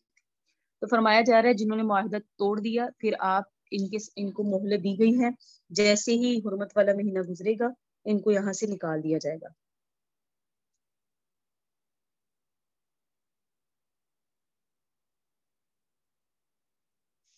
اور دوسرا، بعض ایسے تھے قبائل جن کے ساتھ کسی قسم کا معاہدہ ہی نہیں ہوا، یا ان کے ساتھ معاہدہ کچھ اس قسم کا تھا جس کی کوئی مدت نہیں ہے، ویسے ہی آپس میں معاہدہ ہو گیا کہ ہم ایک دوسرے سے لڑیں گے نہیں، مدت کوئی متعین نہیں ہو، یا سرے سے معاہدہ ہی نہیں ہوا. تو یہ دونوں فریق کے متعلق اعلان کیا گیا کہ 4 مہینے کی مہلت دیں، 4 مہینے کے اندر اندر اپنی قسمت کا وہ فیصلہ کر لیں، یا تو مسلمان ہو جائیں یا اس علاقے کو چھوڑ کے چلے جائیں، ان کے ساتھ معاہدہ ختم ہو جائے گا ربیع الثانی میں۔ یہ دوسرے اور تیسری قسم کے مشرکین آ گئے۔ تو دونوں فریقوں کے ساتھ ختم ہو گیا اعلان کے بعد ربیع الثانی میں، اور بعض کے ساتھ معاہدہ ختم ہو گیا تھا رمضان میں۔ تو سارے مشرک جتنے تھے وہ اس کے اندر آ گئے۔ آگے حج آنے سے پہلے پہلے مشرکوں سے عرب کو پاک کرنے کا تہیہ کر لیا گیا۔ یہ فتح مکہ کے بعد یہ حکم تھا کہ سارا عرب جو ہے وہ مشرکوں سے پاک کر دیا جائے۔ بعض تھے جنہوں نے معاہدات توڑ دیے، تو جیسے ہی حرمت والے مہینے گزرے انہیں نکال دیا جائے گا۔ بعض ہے جن سے سرے سے معاہدہ ہوا ہی نہیں، اور بعض تھا جن سے معاہدے ہوئے متعین نہیں ہوئی ان کی مدت۔ تو فرمایا گیا نبی اب آپ جن سے معاہدے ہوئے متعین نہیں ہوئی مدت، تو پھر ان کے لیے کیا حکم ہے کہ ان کے ربیع الثانی تک انہیں مہلت دی جائے گی، یا تو یہ مسلمان ہو جائیں یا اس علاقے کو چھوڑ دیں۔ ذی الحج میں یہ اعلان کیا جا رہا ہے، صحیح؟ تو آپ کو یہ معلوم ہونا چاہیے اس میں معاہدات کا جو ابتدا میں ہی ذکر ہوا اس سے اس معاہدوں کی طرف اشارہ تھا۔ پھر اس میں حج اکبر کا ذکر آیا ہے۔ حج اکبر سے مراد حج ہے، یہ 9، 10، 11، 12، 13 یہ جو حج کے ایام ہوتے ہیں نا یہی حج اکبر ہوتا ہے۔ تو یہاں حج اکبر کا جو ذکر ہے اس نسبت سے آیا ہے۔ تو اللہ رب العزت نے یہاں معاہدوں کا بیان کیا، اور پھر اس میں یہ 3 قسم کے لوگ ہیں، بعض جنہوں نے معاہدہ توڑا، بعض وہ جن سے معاہدہ نہیں ہوا، بعض وہ جن سے معاہدہ ہوا مدت متعین ہوئی۔ تو اللہ نے سب کا حکم بیان کر دیا۔ پھر فرمایا جب حرمت والے مہینے گزر جائیں تو فقتل المشرکین، مشرکین کو پکڑ لو جہاں پاؤ، ان کو گھیر لو۔ یہ وہ ہیں جنہوں نے معاہدہ توڑا ہے۔ فرمایا پھر یا تو وہ نماز قائم کریں یا زکات دے دیں یا مسلمان ہو جائیں۔ اگر تو وہ ایسا ہو جا کر لیتے ہیں تو پھر انہیں ان کا راستہ چھوڑ دو، یعنی انہیں رہنے دو مکہ میں، اور اگر ایسے وہ نہیں کرتے تو پھر ان کو پکڑ لو۔ اور اگر مشرکوں میں سے کوئی آدمی آپ سے پناہ مانگ لیتا ہے تو پناہ دے دے۔ یہ بھی ہے کہ ہاں اگر پناہ مانگ کر پناہ لے کر رہنا چاہے اور اپنی شکست تسلیم کر لے اور مسلمانوں کی فتح تسلیم کر لے تو بھی کوئی حرج نہیں ہے۔ کیف یکون للمشرکین، مشرکین کے لیے عہد کیسے باقی رہے، عند اللہ، اللہ کے ہاں، وعند رسولہ، اور اس کے رسول کے ہاں، الا الذین عاہدتم، مگر وہ لوگ جن سے تم نے معاہدے کیے، عند المسجد الحرام، مسجد حرام کے پاس، فما استقاموا لکم فاستقیموا لہم، جب تک وہ تمہارے ساتھ سیدھے رہتے ہیں تم بھی ان کے ساتھ سیدھے رہو، کیونکہ ان اللہ یحب المتقین، اللہ تقوی اختیار کرنے والوں کو، متقیوں کو پسند کرتے ہیں۔ کیسے عہد ہوگا مشرکین کے لیے، وَإِن يَظْهَرُوا عَلَيْكُمْ، جبکہ ان کا حال یہ ہے کہ اگر وہ غلبہ پا جائیں، لا يَرْقُبُوا فِيكُمْ، اگر وہ غلبہ پا لیں تم پر تو نہیں لحاظ کریں گے تمہارے بارے میں قرابت کا، إِلَّا وَلَا ذِمَّةً، نہ ذمہ داری کا، يَرْزُونَكُمْ، راضی کرتے ہیں وہ تمہیں، بِأَفْوَاهِهِمْ، اپنے منہ کے ساتھ، وَتَابَ قُلُوبُهُمْ، اور انکار کرتے ہیں ان کے دل، منہ سے ایسی باتیں کرتے ہیں دل ان کے تمہارے ساتھ ہی نہیں، وَأَكْثَرُهُمْ فَاسِقُونَ، ان میں اکثر لوگ فاسق ہیں۔ اشتروا بآیات اللہ ثمنا قلیلا، انہوں نے اللہ کی آیات کے بدلے دنیا کا کم مال خرید لیا، فصدوا، وہ روکتے ہیں، سبیلی، اللہ کے راستے سے، انہم ساء ما كانوا يعملون، برا ہے وہ عمل جو یہ کرتے ہیں۔ لا يرقبون، نہیں لحاظ کرتے یہ، فی مؤمن، کسی مومن کے بارے میں، الا ولا ذمہ، اور نہ ہی عہد کا لحاظ کرتے ہیں، واولئک هم المعتدون، یہی وہ لوگ ہیں جو حد سے بڑھ جانے والے ہیں۔ فإن تابوا، اگر وہ توبہ کر لے، وقاموا الصلاۃ، نماز قائم کر لے، وآتوا الزکاۃ، زکات دے دے، فإخوانکم فی الدین، تو یہ تمہارے بھائی ہیں دین کے بارے میں، ونفصل الآیات، ہم کھول کھول کر بیان کرتے ہیں نشانیاں، قومی یعلمون، ان لوگوں کے لیے جو سمجھدار ہے۔ وإن نکثوا ایمانہم، اگر وہ توڑ دیں اپنی قسموں کو، من بعد عہدہم، اپنے عہد کے بعد، وطعنوا فی دینکم، اور تمہارے دین میں طعن و تشنیع کریں، فقاتلوا ائمۃ الکفر، تو تم لڑو کفر کے پیشواؤں سے، انہم لا ایمان لہم، بے شک یہ لوگ ان کے لیے کوئی قسمیں نہیں ہیں، لعلہم ینتہون، تاکہ باز آ جائیں، الا تقاتلون قوما، کیا نہیں لڑو گے تم ان لوگوں کے ساتھ، نکثوا ایمانہم، جنہوں نے توڑ دی اپنی قسمیں، وہموا باخراج رسول، اور ارادہ کیا انہوں نے رسول کو نکالنے کا، وہم بدؤکم اول مرۃ، اور انہوں نے پہلی مرتبہ تم سے لڑائی کی، ابتدا کی، اتخشونہم، کیا تم ان سے ڈرتے ہو، فاللہ احق ان تخشوہ، اللہ تو زیادہ حقدار ہے کہ اللہ سے ڈرا جائے، ان کنتم مؤمنین، اگر تم ایمان والے ہو، قاتلوہم، لڑائی کرو ان کے ساتھ، یعذبہم اللہ، عذاب دے گا اللہ انہیں، بأیدیکم، تمہارے ہاتھوں سے، ویخزیہم، اللہ انہیں رسوا کرے گا، وینصرکم، اللہ تمہاری مدد کرے گا، علیہم، ان کے خلاف، ویشفی صدور قوم مؤمنین، اور مومنوں کے سینوں کو شفا دے گا کافروں کو ذلیل کر کے، ویذہب غیظ قلوبہم، اور مومنوں کے دلوں کو کی جلن کو اللہ دور کر دے گا، ویتوب اللہ علی من یشاء، اللہ توجہ فرمائے گا جس کو چاہے گا، اللہ علیم حکیم، اللہ علم والا ہے، حکمت والا ہے۔ ام حسبتم، کیا تم یہ سمجھتے ہو، ان تترکوا، کہ تم چھوڑ دیے جاؤ گے، ولما یعلم اللہ الذین جاہدوا، حالانکہ ابھی اللہ تعالیٰ نے جدا کر کے نہیں جانا ان لوگوں کو منکم تم میں جنہوں نے جہاد کیا، ولم يتخذوا من دون اللہ ولا رسولہ اور جنہوں نے اللہ اور اس کے رسول کے علاوہ ولا المؤمنین اور مومنوں کے علاوہ ولیجا کوئی مخلص دوست ہی نہیں بنایا، واللہ خبیر بما تعملون اللہ باخبر ہے ان کاموں سے جو تم کرتے ہو۔ تو اللہ فرما رہے ہیں ایسے ہی نہیں چھوڑ دیے جاؤ گے، آزمائش کی جائے گی۔ اللہ رب العزت نے ان آیات میں کچھ مضامین بیان کیے ہیں۔ پہلی تو بات ہے مشرکین مکہ کی بدعہدی کی پیشنگوئی دی کہ حدیبیہ میں انہوں نے معاہدہ کیا لیکن ان کا یہ معاہدہ باقی نہیں رہے گا، یہ گڑبڑ کرنے کے عادی ہیں، زبانی باتیں کر کے تمہیں اوپر سے کچھ کرتے ہیں لیکن یہ آپ کے ساتھ معاہدہ توڑ دیں گے۔ تو اللہ رب العزت نے ان آیات میں سب سے پہلے تو آقا علیہ السلام کو واضح کر دیا کہ انہوں نے معاہدہ توڑ دینے، برات کا اعلان کر دیا۔ پھر آیات، ابتدائی آیات جو ہے نا وہ آپ کے سامنے میں بیان کرتی ہوں کہ مشرکین کے لیے عہد کیسے باقی رہے گا اللہ اور اس کے رسول کے نزدیک۔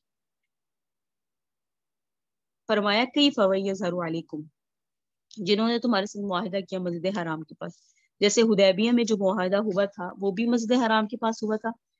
حدیبیہ میں کیا معاہدہ ہوا تھا کہ 10 سال تک یہ نہیں لڑیں گے۔ حدیبیہ کی سرحد حرم کے ساتھ متصل ہے تو وہ بھی مسجد حرم میں ہوا جہاں نبی علیہ السلام اس وقت ٹھہرے ہوئے تھے۔ فمستقاموا لکم، جبکہ وہ تمہارے لیے سیدھے رہے تم میں ان کے ساتھ سیدھے رہو، اپنے عہد کی پاسداری کرو، یہ تقوی ہے، اللہ تعالیٰ متقیوں کو پسند کرتا ہے۔ اور اگر کسی وقت کسی کے ساتھ معاہدہ کر لیا تو اس کی پابندی کرو، ٹھیک ہے۔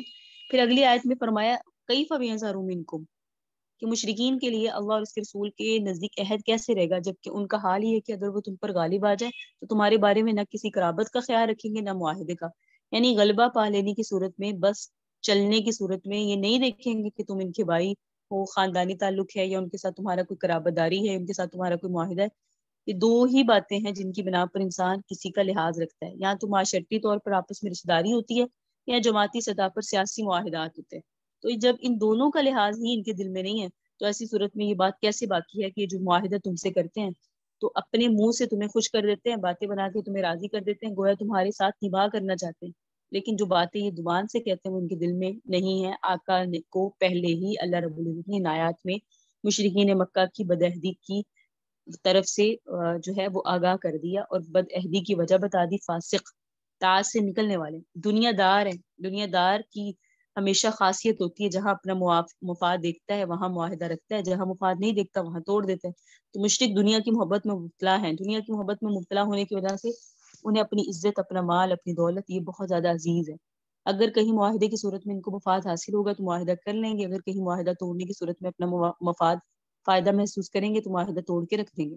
تو ان کا تعلق آپ کے ساتھ معاہدے پر نہیں ہے، ان کا تعلق اپنے مفاد پر ہے۔ پھر فرمایا لا یرکبون فی مؤمنین، کہ ان کا مزاج ہے صرف یہی نہیں کہ تمہارا لحاظ نہیں کریں گے بلکہ کسی مومن کے بارے میں ان کے دل میں اچھے جذبات نہیں لحاظ کریں گے کسی کے مومن کے بارے میں قرابت کا نہ ذمہ داری کا۔ یہ لوگ حد سے بڑھ جانے والے ہیں کہ جو معاہدے کی حد ہے اس پر نہیں رہیں گے، جو رشتہ داری کا تقاضا ہے اس پہ نہیں رہیں گے، یہ حد سے نکلنے والے ہیں۔ کسی مومن کے بارے میں کوئی قرابت داری، کوئی عہد ان کے نزدیک قابل لحاظ نہیں ہے، تو ان کا باقی رہنا معاہدے پر بڑا مشکل ہے۔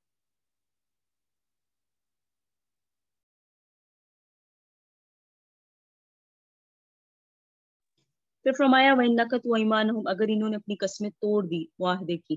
دیکھو معلوم ہوتا ہے کہ آیات عہد توڑنے سے پہلے کی ہیں، جو ایک قسم کی پیشنگوئی ہے کہ اگر انہوں نے اپنے عہد کے بعد اپنی قسمیں بھی توڑ دی، وَطَعَنُوا فِي دِينِكُمْ، اور تمہارے دین میں طعن و تشنیع کرنے لگے، جس طرح پہلے مذاق اڑاتے تھے، استہزاء کرتے تھے، طعن و تشنیع کرتے تھے، اگر اس طرح سے کرنے لگے تو تمہارے دین کا لحاظ نہ رکھیں تو فَقَاتِلُوا أَئِمَّةَ الْكُفْرِ، آپ بھی لڑے ان سے، یعنی قریشی لوگوں سے۔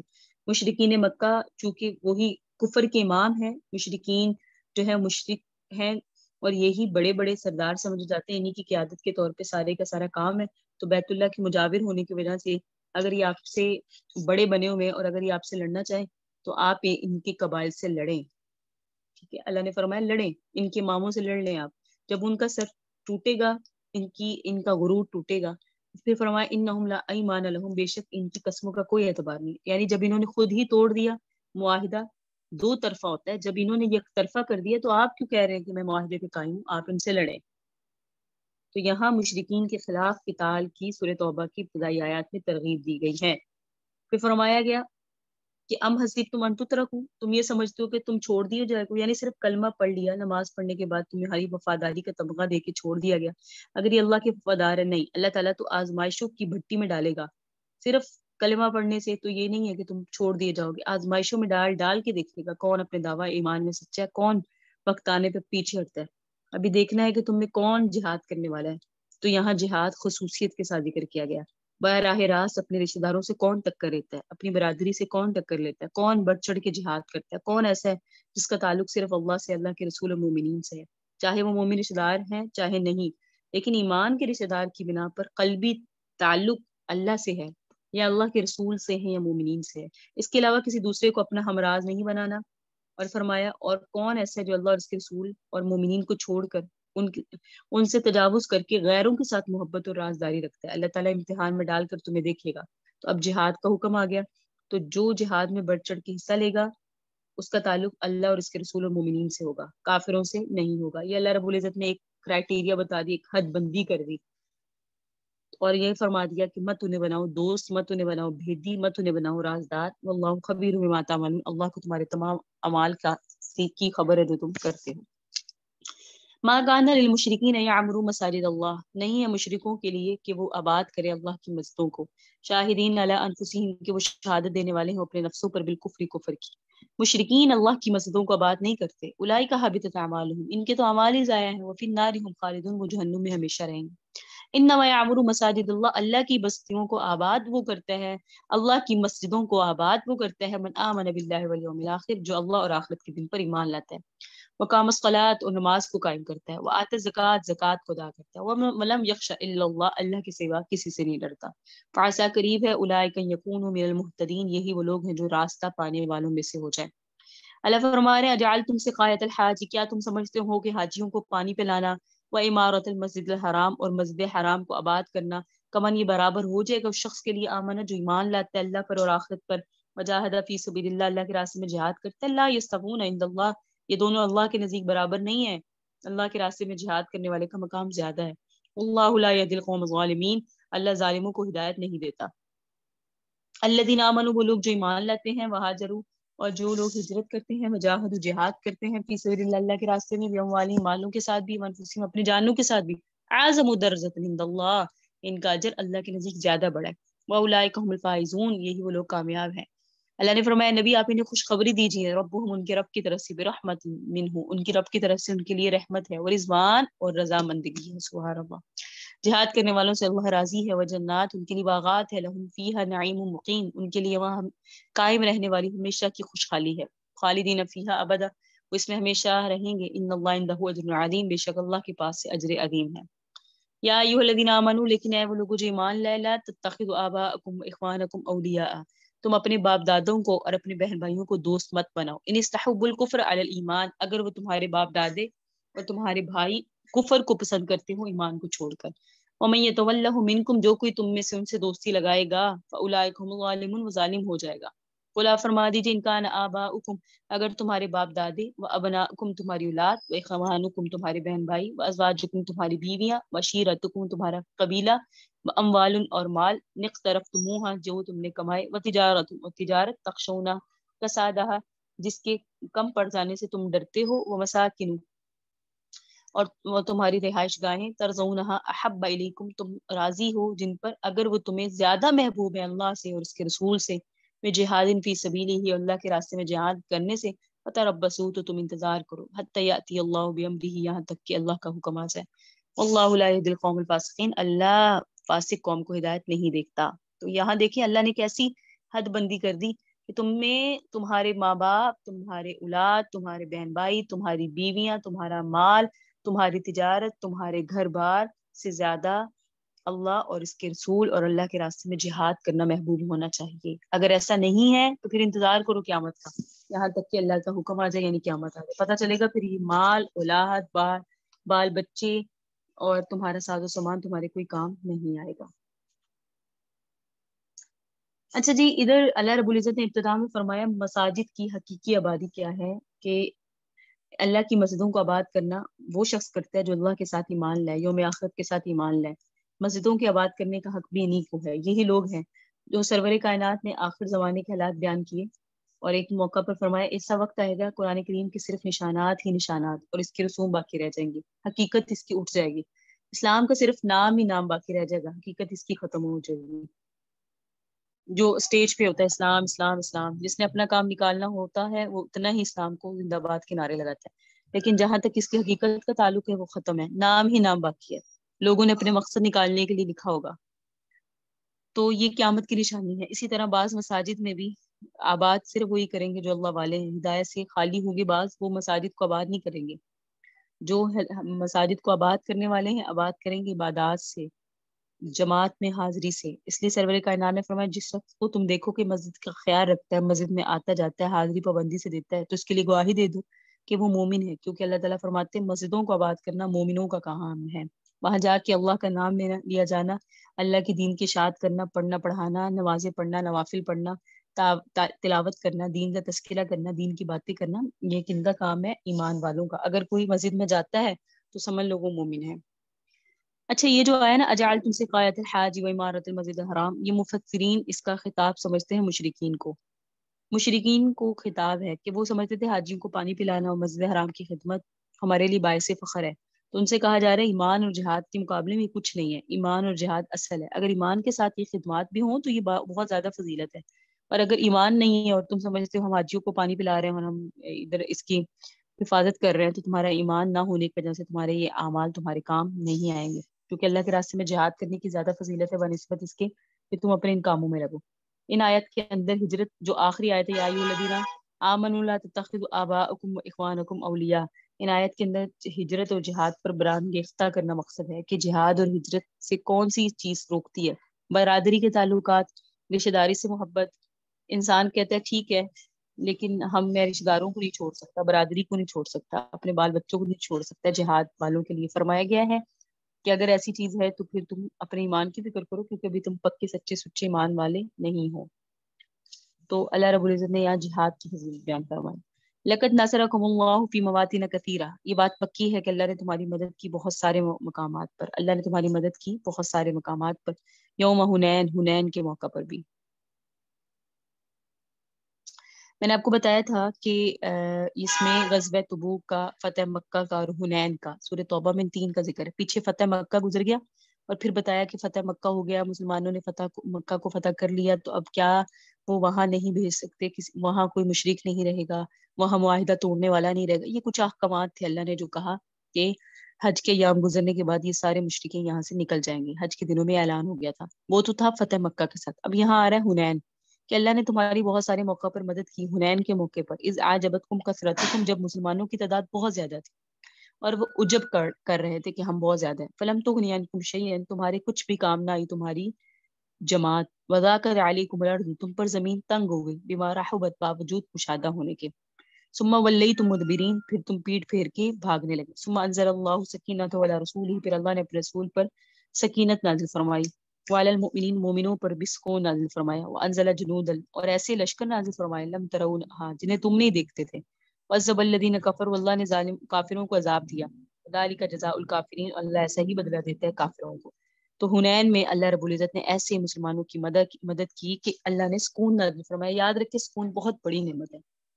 کبھی کبھی ایسا ہوتا ہے نا کہ کبھی امتحان کا وقت ہوتا ہے اور ایسے ہم کام پر ہوتے ہیں کہ پتہ نہیں کیا ہو جائے گا، لیکن بعض لوگ مطمئن نظر ہوتے ہیں، وہ اطمینان اللہ کی طرف سے ایک بہت بڑی نعمت ہے، کیونکہ کبھی کبھی بے چینی کی وجہ سے بھی انسان جیتی ہوئی جنگ ہار جاتا ہے، لیکن اطمینان آئے تو اطمینان میں اللہ پر بھروسے سے انسان ہارتی ہوئی جنگ بھی اللہ پر اعتماد کرتے ہوئے جیت جاتا ہے۔ تو حنین میں بھی ایسا ہوا۔ اللہ فرمائے ثم یتوب اللہ من بعد ذلک، پھر اللہ تعالیٰ نے توجہ فرمائی تمہاری توبہ کی بات اس کے بعد، علی من یشاء، جس پر چاہیے، واللہ غفور رحیم، اللہ بخشنے والا ہے، مہربان ہے۔ یا ایھا الذین آمنوا، اے ایمان والو، انما المشرکون نجس، یاد رکھو سارے مشرک ناپاک ہیں، نجس ہے، گندگی ہے۔ فلا یقربوا المسجد الحرام، پھر یہ قریب نہ آئے مسجد حرام کے، بعد عامہم ھذا، اس سال کے بعد، فتح مکہ۔ یہاں بھی اللہ نے فرمایا یہ مجھے مشرکین ہے، اب تو مسلمانوں کا بول بالا ہوا، انہوں نے اتنے عرصہ مدینہ میں گزارنے کے بعد اب مسلمان آئے ہیں مکہ میں، اور انہیں یہ وہی شہر ہے جہاں سے مسلمانوں کو نکال دیا گیا، آقا کو نکالا گیا، لیکن اب جب آ گئے ہیں تو ہاں کسی پر ظلم تو نہیں ہوگا، لیکن اب کوئی بھی مشرک اس سال کے بعد مسجد حرام میں نہیں آئے گا۔ وَإِنْ خِفْتُمْ عَيْلَةً، اور اگر تمہیں اندیشہ ہو کہ فقر کا، فسوف یغنیکم اللہ من فضلہ، اللہ اپنے فضل سے تمہیں غنی کر دے گا، کیونکہ یہ مشرکین کے ساتھ کچھ تجارتی معاملات تھے. اگر مشرکین کو نکال دیا جائے گا تو پھر مسلمانوں کا آپس میں جو معاش کا چیزیں ہیں، معاشی مسائل ہیں، اس کا کیا ہوگا؟ فرمایا بے فکر رہو، یغنیکم اللہ من فضلہ، اللہ اپنے فضل سے بے نیاز کر دے گا، غنی کر دے گا، انشاء اگر چاہے گا. ان اللہ علیم الحکیم، بے شک اللہ علم والا ہے، حکمت والا ہے. پھر فرمایا مسلمانوں کو قاتل الذین، لڑائی کرو، جہاد کرو ان لوگوں سے لا یؤمنون باللہ، جو ایمان نہیں لاتے اللہ پر، ولا بالیوم الاخر، آخرت کے دن پر، ولا یحرمون ما حرم اللہ، اور اس چیز کو حرام نہیں سمجھتے جسے اللہ نے حرام کیا ہے، ولا یدینون دین الحق، اور نہ ہی دین حق کی اتباع کرتے ہیں، من الذین اوتوا الکتاب، کتاب والوں میں سے، یعنی ایسے اہل کتاب جو نہیں سمجھتے دین کو دین، حتی یؤت الجزیہ، یہاں تک کہ یہ ٹیکس دے دیں. اب یہ دیکھیں قیامت تک کا قرآن کا حکم ہے کہ انہوں نے ٹیکس دینا ہے، جزیہ دینا ہے. ٹیکس دیے بغیر نن مسلم پاکستانی ملک پہ نہیں رہ سکتے. پتہ نہیں ان سے لینے کا رواج ہے یا نہیں، لیکن قرآنی حکم میں لیا جائے گا. ان یدیم وہم صاغرون، اس حال میں کہ وہ پست ہو جائیں. یہ ان کے لیے ذلت ہے تاکہ اپنا مقام یہ سمجھے کہ بھئی ٹیکس دیں گے تو عاجزی آتی رہے گی. پھر فرمایا یہود کہتے ہیں عزیر ابن اللہ، کہ حضرت عزیر اللہ کا بیٹا ہے. ایسا نہیں ہے، کتنی بڑا بہتان ہے اللہ پر. اور نصارہ کہتے ہیں المسیح ابن مریم، مسیح ابن اللہ، کہ حضرت عیسیٰ اللہ کا بیٹے ہیں. ذالک قولہم بافواہہم، اللہ کہہ رہی ہیں ان کے منہ کی باتیں ہیں. یضاہئون قول الذین کفروا، نقل اتارتے ہیں لوگوں کی باتوں کی جنہوں نے ان سے پہلے کفر کیا. قاتلہم اللہ، اللہ انہیں برباد کرے گا. انا یؤفکون، پھر یہ کہاں پھرے جا رہے ہیں. اتخذوا احبارہم، بنایا انہوں نے اپنے علماء، ورہبانہم، اور اپنے مشائخ کو، اربابن رب، من دون اللہ، اللہ کو چھوڑ کر. اپنے علماء کو، اپنے مشائخ کو، بڑوں کو ان یہود و نصارہ نے رب بنا لیا اللہ کو چھوڑ کر. اور مسیح ابن مریم، اور مسیح بن مریم کو، عیسیٰ بن مریم کو بھی انہوں نے رب بنا لیا. وما امروا، اور انہیں حکم دیے گئے تھے، الا لیعبدوا الہا آخر، کہ وہ عبادت کریں ایسے رب کی جو ایک ہے. انہیں حکم دیا گیا تھا اس رب کی عبادت کریں. لا الہ الا ہو، اس کے سوا کوئی معبود نہیں ہے. سبحانہ، وہ تو پاک ہے، عما یشرکون، ان سے جنہیں یہ اللہ کے ساتھ شریک ٹھہراتے ہیں. یریدون، یہ چاہتے ہیں، ان یطفئوا، کہ بجھا دیں، نور اللہ، اللہ کے نور کو، بھی افواہہم، اپنے منہ سے، ویاب اللہ، اور اللہ چاہتا ہے، الا ان یتم نورہ، کہ اپنے نور کو پورا کرے، ولو کریہ الکافرون، اگرچہ کافروں کو اللہ کا نور ناگوار گزر رہا ہو. والذی ارسل رسولہ بالہدی، اللہ وہ ہے جس نے اپنے رسول کو بھیجا ہدایت دے کر، ودین الحق کی، سچا دین دے کر، لیظہرہ، تاکہ اس کا دین غالب رہے، کلہ، تمام دینوں پر. اللہ کا دین، دین اسلام، تمام ادیان پر غالب رہے. ولو کریہ المشرکون، اگرچہ یہ باتیں مشرکین سے نہ برداشت ہو رہی ہوں. یا ایھا الذین آمنوا، اے ایمان والو، ان کثیر من الاحبار، بہت سارے علماء، والرہبان، اور مشائخ ایسے ہیں، لا یاکلون اموال الناس، جو لوگوں کا مال کھاتے ہیں، بالباطل، غلط طریقے سے. ایمان والو، یہ جو یہود و نصارہ گزرے، ان میں بعض لوگ ایسے تھے جو لوگوں سے مال لے کر اپنی کتابوں کے حکموں کو بدل دیتے تھے. ویسدون عن سبیل اللہ، اللہ کے راستے سے روکتے تھے. والذین یکنزون الذھب، اور فرمایا جو لوگ گاڑ کر خزانے بنا کر رکھتے ہیں سونے کے، چاندی کے، اور اللہ کے راستے میں نہیں خرچ کرتے. یہ ہے زکوٰۃ نہ دینے والوں کا انجام، کہ جو لوگ زکوٰۃ نہیں دیتے، سونے چاندی اپنے پاس جمع کر کے رکھتے ہیں اور خرچ نہیں کرتے اللہ کے راستے میں، فبشرہم بعذاب الیم، انہیں دردناک عذاب کی نوید سنائیے. اللہ اکبر. اللہ فرما رہے یوم یحمى علیہا فی نار جہنم، جس دن ان اموال کو گرم کیا جائے گا جہنم کی آگ میں. یہ جو مال ہے اسے جہنم کی آگ میں گرم کیا جائے گا. فتکوی بہا، پھر داغ دیا جائے گا، جباہہم، ان اموال کے ذریعے ان کے ماتھے، وجنوبہم، ان کے پہلو، وظہورہم، ان کی پشتیں. اللہ، اس مال کو گرم کر کے ان کے پیشانیوں پہ لگایا جائے گا، داغ دیا جائے گا، ان کے پہلوؤں پہ لگایا جائے گا، ان کی پشتوں پر. کہا جائے گا ہذا ما کنزتم، یہ ہے جن کو تم گاڑ گاڑ کے رکھتے تھے، یہ انفسکم، اپنی جانوں کے لیے. فذوقوا، آج چکھو، ما کنتم تکنزون، جن کو تم اپنے پاس خزانے بنا کے رکھتے تھے. آج کے دن اس عذاب کو چکھو. مال سمجھتے تھے ہمارے لیے خیر ہے، لیکن مال ہی تمہارے لیے وبال جان بن گیا، کیونکہ وہ مال کی وجہ سے انہیں بروز محشر عذاب دیا جائے گا، کیونکہ انہوں نے مال کا حق ادا نہیں کیا. مال کا حق تھا زکوٰۃ، تو زکوٰۃ نہ دینے والوں کے لیے بہت سخت وعید ہے یہ، اور مال جمع کرنے والوں کے لیے بھی بہت سخت وعید ہے. اللہ نے فرمایا ان عدت الشہور عند اللہ 12 شہرا، مہینوں کی گنتی اللہ کے ہاں ہے 12 مہینے. فی کتاب اللہ، اللہ کی کتاب میں، اللہ کی کتاب میں مہینوں کی تعداد ہے 12. یوم خلق السماوات والارض، جس دن اللہ نے آسمان اور زمین کو پیدا کیا، اس دن سے لے کر. لیکن اس میں 4 ہیں حرمت والے مہینے. میں نے آپ کے سامنے پہلے عرض کیا تھا حرمت والے مہینے سے مراد ہوتا ہے ان دنوں میں جنگیں نہیں ہوتی تھی، عرب میں ایک دوسرے پہ حملے نہیں کیے جاتے تھے، یہ دن بڑی تعظیم سے احترام سے گزارے جاتے تھے۔ ذالک الدین القیم، یہی سیدھا دین ہے۔ فلا تظلموا فیہن، بس تم ظلم نہ کیا کرو ان مہینوں کے بارے میں، انفسکم اپنے نفسوں پر، وقاتلوا المشرکین کافہ، لڑو سب مشرکین سے جس طرح سے، کما یقاتلونکم کافہ، جس طرح سے تم سب سے لڑتے ہیں، جس طرح مشرکین تم سب سے لڑتے ہیں تم بھی ان مشرکین میں سب سے لڑو۔ وَاعْلَمُوا، جان لو، ان اللہ مع المتقین، کہ بے شک اللہ متقیوں کے ساتھ ہے۔ انما التسیء زیادۃ فی الکفر، مہینوں کو مؤخر کر دینا کفر میں زیادتی ہے۔ مہینوں کو مؤخر کر دینا کیا ہوتا تھا، تشریح میں آپ کو بتاتی ہوں۔ ضل، اللہ گمراہ کرتا ہے، بہ الذین، ان لوگوں کو کفروا جنہوں نے کفر کیا، یحلونہ، وہ حلال قرار دیتے ہیں، عامن کسی سال کو، یحرمونہ، اور حرام قرار دیتے ہیں اس مہینے کو، عامن کسی سال، یواطئوا عدۃ ما حرم اللہ، تاکہ موافقت کریں وہ اللہ کے حرام ٹھہرائے ہوئے مہینوں کی تعداد میں، فیحلوا ما حرم اللہ، پس حلال ٹھہراتے ہیں اس مہینے کو جس کو اللہ نے حرام کیا۔ زین لہم سوء اعمالہم، شیطان نے ان کے اعمال کو ان کے لیے مسخر کر دیا۔ اللہ لا یہدی القوم الکافرین، اللہ کافر قوموں کو ہدایت نہیں دیتے۔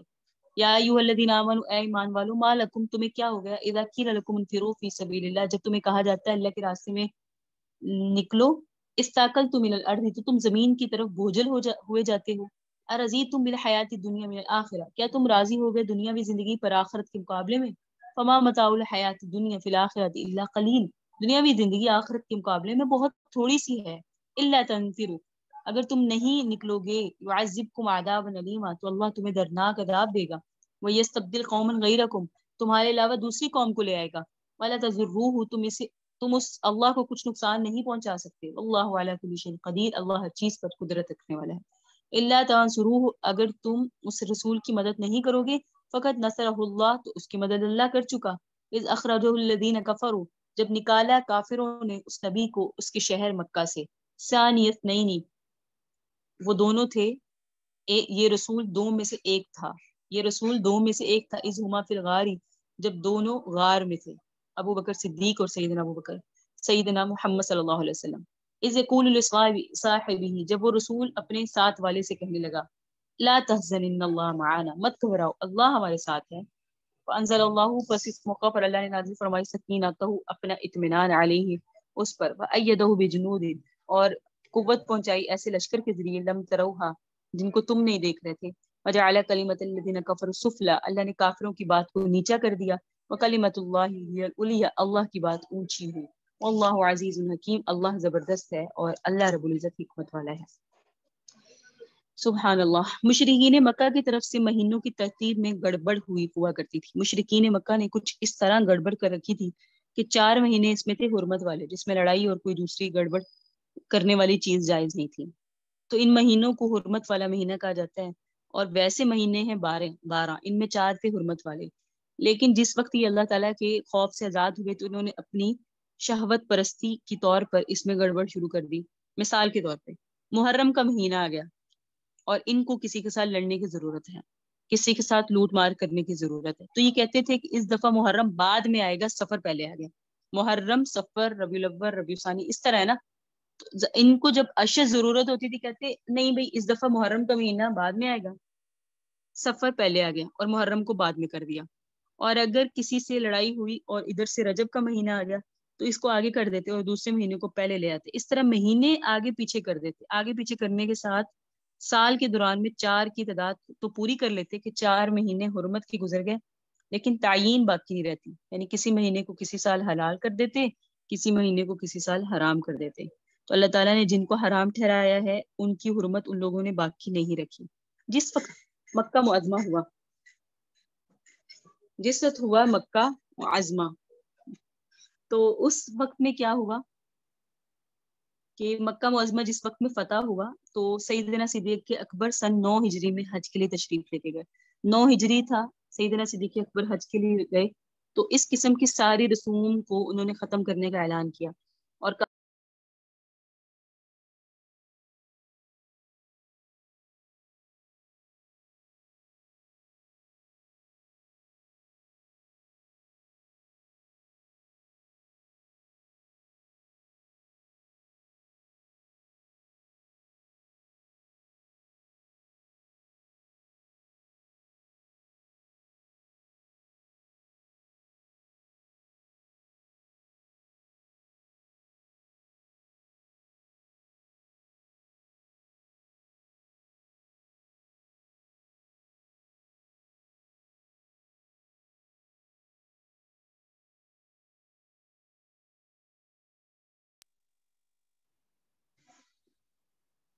2 منٹ کا وقفہ کیجیے گا.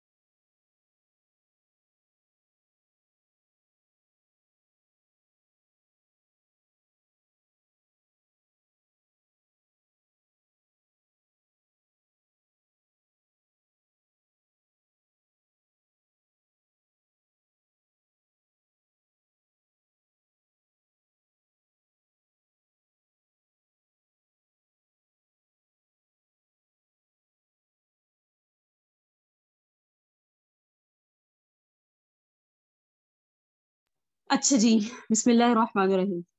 فتح مکہ کے بعد سیدنا صدیق اکبر گئے 9 ہجری میں حج کرنے کے لیے. تو انہوں نے اس موقع پر ساری اس قسم کی رسومات کو ختم کیا اور کہا جس سال سیدنا صدیق اکبر حج کے لیے گئے، اگرچہ مشرکین کی قرارداد کے مطابق تو 9 ذی الحج کا مہینہ تھا، لیکن چونکہ مہینوں میں انہوں نے کر دی تھی گڑبڑ، تو حقیقت کے اعتبار سے وہ ذی الحج نہیں بنتا تھا بلکہ ذی القعدہ تھا. اب دیکھیں کتنی گڑبڑیں ہوتی ہوں گی، نمازیں بھی، وہ روزوں کے مسئلے بھی ہوتے ہوں گے، حج کے بھی مسائل بھی ہوتے ہوں گے. جب یہ کہتے تھے اس سال نہیں اس سال، تو ساری چیزیں انہوں نے خلط ملط کر دی تھی. جب سیدنا صدیق اکبر گیا وہ ذی الحج نہیں تھا، ذی القعدہ تھا. تو حج انہوں نے، ان لوگوں نے صحیح طریقوں میں نہیں ہونے دیا اور ہو ہی نہیں رہا تھا. اللہ رب العزت نے ان کے اس بات کو یہاں وضاحت کر دی کہ انہوں نے حلال چیزوں کو حرام کر دیا، حلال مہینوں کو انہوں نے حرام قرار دے دیا. مہینوں کی گنتی انہوں نے بہرحال آگے پیچھے کر دی اور اللہ کے ہاں بہت سخت بات تھی. لیکن جب سید نبی علیہ السلام نے حج کیا تو آقا نے پھر اس موقع پر فرما دیا کہ آج کے دن سے اللہ نے جو، کیونکہ انہوں نے اس حساب سے بتا دیا کہ اب مہینوں کی گنتی اسی ترتیب سے چلے گی، اور یہ اللہ رب العزت نے درستگی کی طرف بیان کر دیا، کیونکہ انہوں نے جو اپنی گمان سے کچھ مہینوں کو آگے پیچھے کر دیا تھا، آقا نے اس ترتیب کو پھر درست کر دیا. تو جہاں ہمیں یہ پتہ چلتا ہے کہ ان مہینوں کے متعلق وہیں قمری تاریخوں کی اہمیت.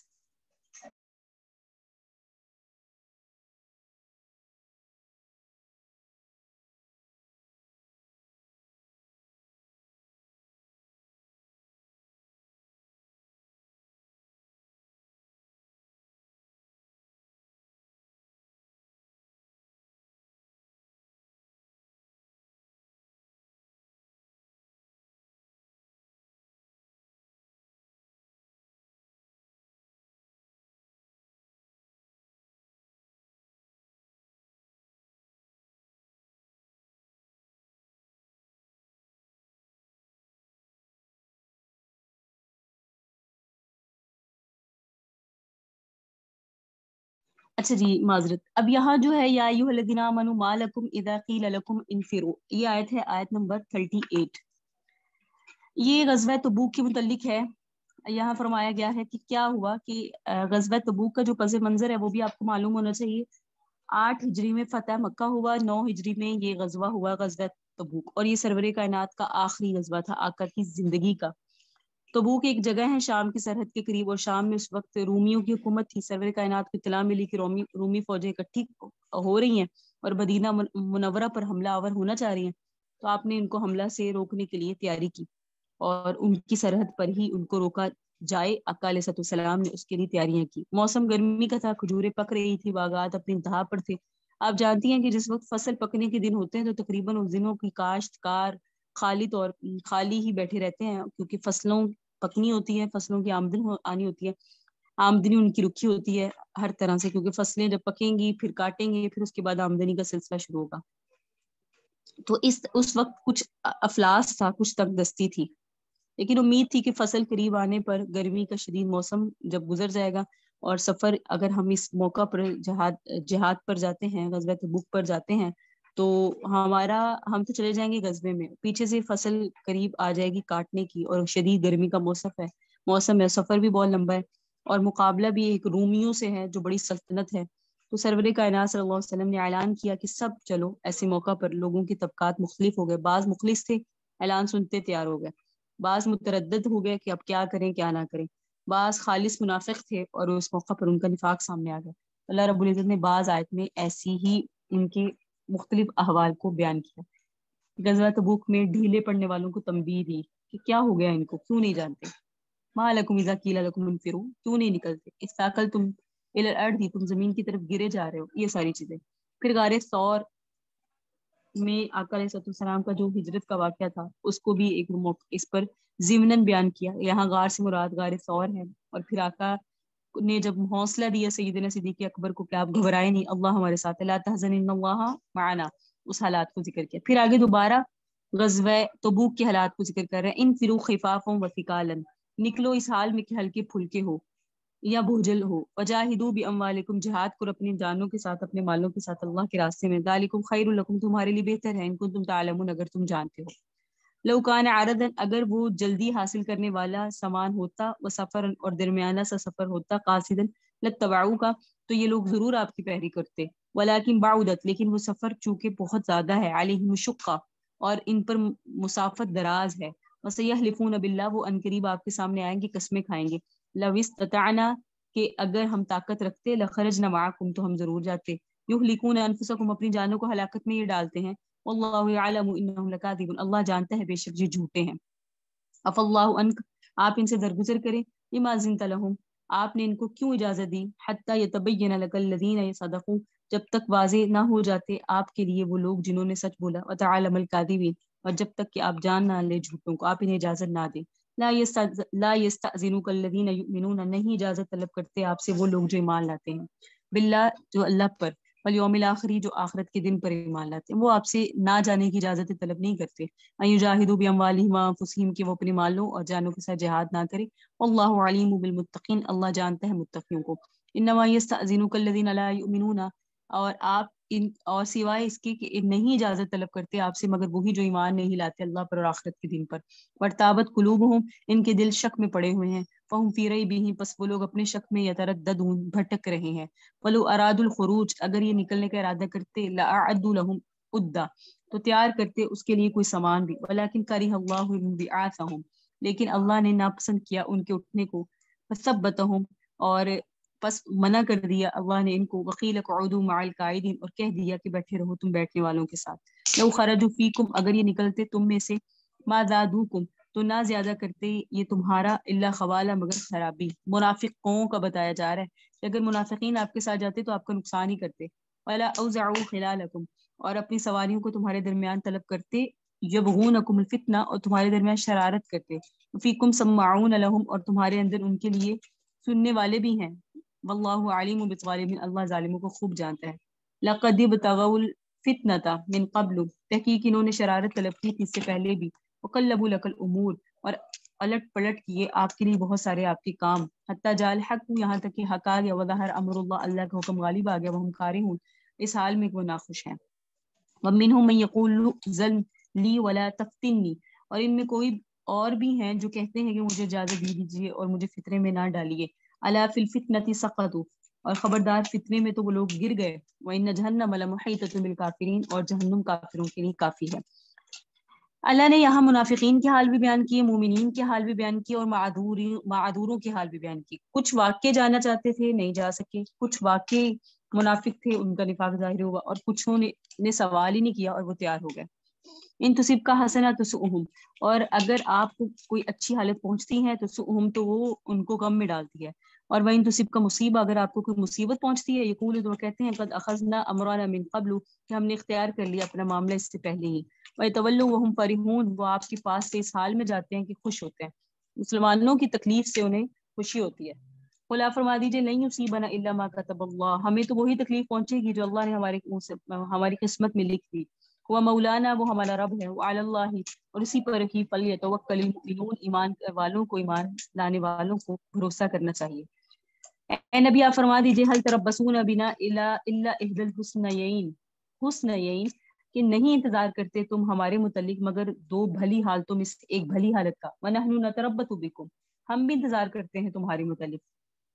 اور ان یصیبکم اللہ بعذاب من عنده او بایدینا, کہ پہنچا دے تمہیں اللہ تعالی عذاب اپنے پاس سے یا ہمارے ہاتھوں سے. فتربصوا, تو تم انتظار کرو. ان معکم متربصون, ہم بھی انتظار تمہارے ساتھ انتظار کرنے والوں میں سے ہے, کرنے والوں میں سے ہیں. تو یہاں منافقین کو ہی جواب ہے کہ اگر آپ کو اس جنگ میں فتح نصیب ہوتی ہے تو یہ کہتے ہیں ہاں ہاں ہم تمہارے ساتھ، اور اگر آپ کو کوئی تکلیف پہنچتی ہے تو پھر یہ کہتے ہیں ہم تو اچھا ہوا ہم تو گئے ہی نہیں. کلا فرما دیجیے انفقوا طوعا، خرچ کرو تم خوشی سے مال، او کرہن یا ناگواری سے. لن يتقبل منکم، اللہ تم سے کسی بھی صورت میں ہرگز قبول نہیں کریں گے. انکم کنتم قوما فاسقین، کیونکہ تم نافرمان قوم ہو. وما منعهم، نہیں روکا ان کو یعنی ان کے صدقات کو، ان تقبل منہم کہ ان کے صدقات قبول کیے جائیں، مگر نفقاتہم اس بات نے کہ بے شک انہوں نے کفر کیا، کفروا باللہ اللہ کی ذات پر، وبرسولہ اور اس کے رسول پر، ولا یأتون الصلاۃ اور نہیں آتے وہ نماز کے پاس، الا وہم کسالى مگر یہ منافقین نماز بھی اس حال میں پڑھتے ہیں کہ سست ہوتے ہیں، ولا ينفقون وہ خرچ بھی نہیں کرتے، الا وہم مگر وہ کارہون خرچ کرتے ہوئے بھی ناگوار سمجھتے ہیں.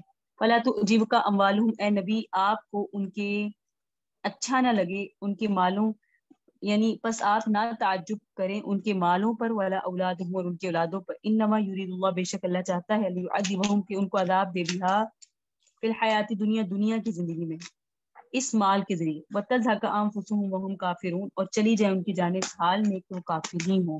تو یہ مال اور اللہ رب العزت کی طرف سے یہ جو اولاد ہے ان کے لیے آزمائش ہے.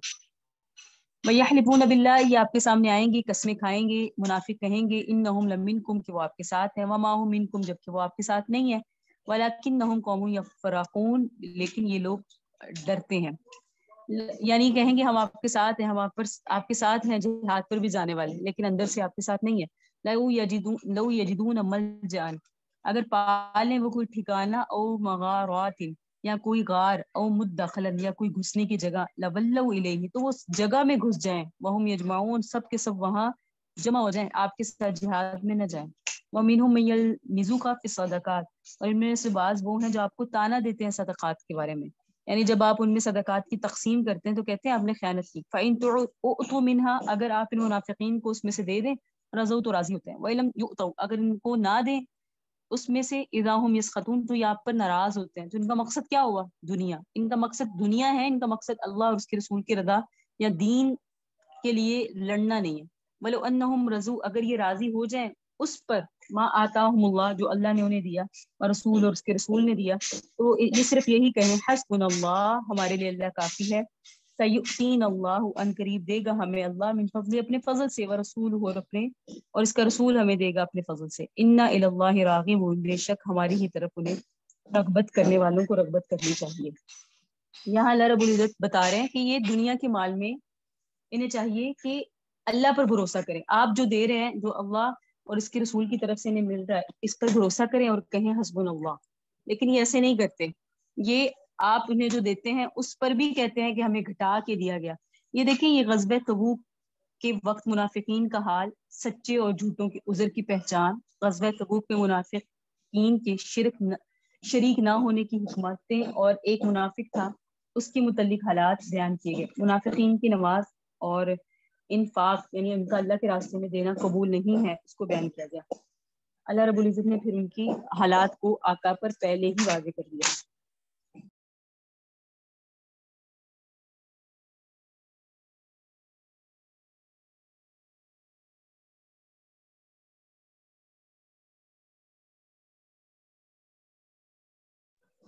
کہاں ان کی نمازیں بھی قبول نہیں ہیں کیونکہ وہ مال و دولت کے پیچھے شدائی ہیں، مال و دولت کو دیکھتے ہیں، اگر آپ انہیں دیں گے تو راضی ہیں، اگر نہیں دیں گے تو راضی نہیں ہیں.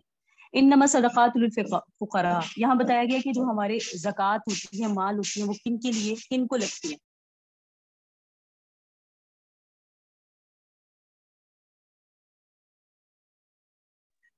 سمجھ لیں زکوٰۃ کے مصارف، زکوٰۃ کن کو دینی چاہیے؟ زکوٰۃ دینی چاہیے للفقراء فقراء کو، والمساکین مسکینوں کو، والعاملین ان صدقات کو جو عمل کرنے والے ہیں ان کے لیے، یعنی عاملین علیہ کا مطلب ہے جو صدقات وصول کرنے آتے ہیں. یہ پہلے ہوا کرتے تھے، اب تو یہ ہم زکوٰۃ وغیرہ خود ہی دیکھ کر کے کس کو لگتی ہے دے دیتے ہیں. آقا کے زمانے میں ہوا کرتا تھا کہ ان کی ڈیوٹیز مقرر تھی. پھر فرمایا والمؤلفۃ قلوبہم اور ان لوگوں کو جن کی قلوب مانوس کرنے کے لیے، کافروں یعنی اس وقت میں جو نئے نئے مسلمان ہوئے تھے ان کے ساتھ رغبت اور ان کو مسلمانوں کو قریب کرنے کے لیے انہیں بھی زکوٰۃ دی جاتی تھی. وفی رقاب اور گردنوں کے چھڑانے میں، والغارمین اور مقروضوں کے بارے میں.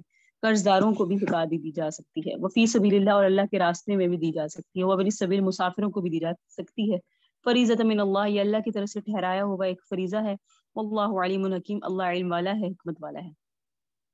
ومنهم الذين يؤذون النبي، اور ان منافقوں میں سے بعض وہ ہیں جو نبی کو تکلیف دیتے ہیں، ويقولون هو اذن، کہتے ہیں کہ وہ تو کان ہے، قل فرما دیجئے اذن خیر لکم، اور کہہ دیجئے کہ تمہاری بھلائی کا کان ہے وہ نبی، یؤمن باللہ، سو تم ایمان لاؤ اللہ پر، ویؤمن للمؤمنین، اور وہ تصدیق کرتا ہے مومنوں کی باتوں کی، ورحمۃ للذین آمنوا، اور سراپا رحمت ہے یہ نبی ان لوگوں کے لیے جو تم میں ایمان لاتے ہیں، والذین یؤذون رسول اللہ، اور اللہ نے اپنے نبی کا اس طرح ڈیفینس کیا، اللہ نے فرمایا جو بھی اس رسول کو تکلیف دے گا، لہم عذاب علیم، ان کے لیے ہوگا دردناک عذاب، کیونکہ انہوں نے نبی کو تکلیف دی۔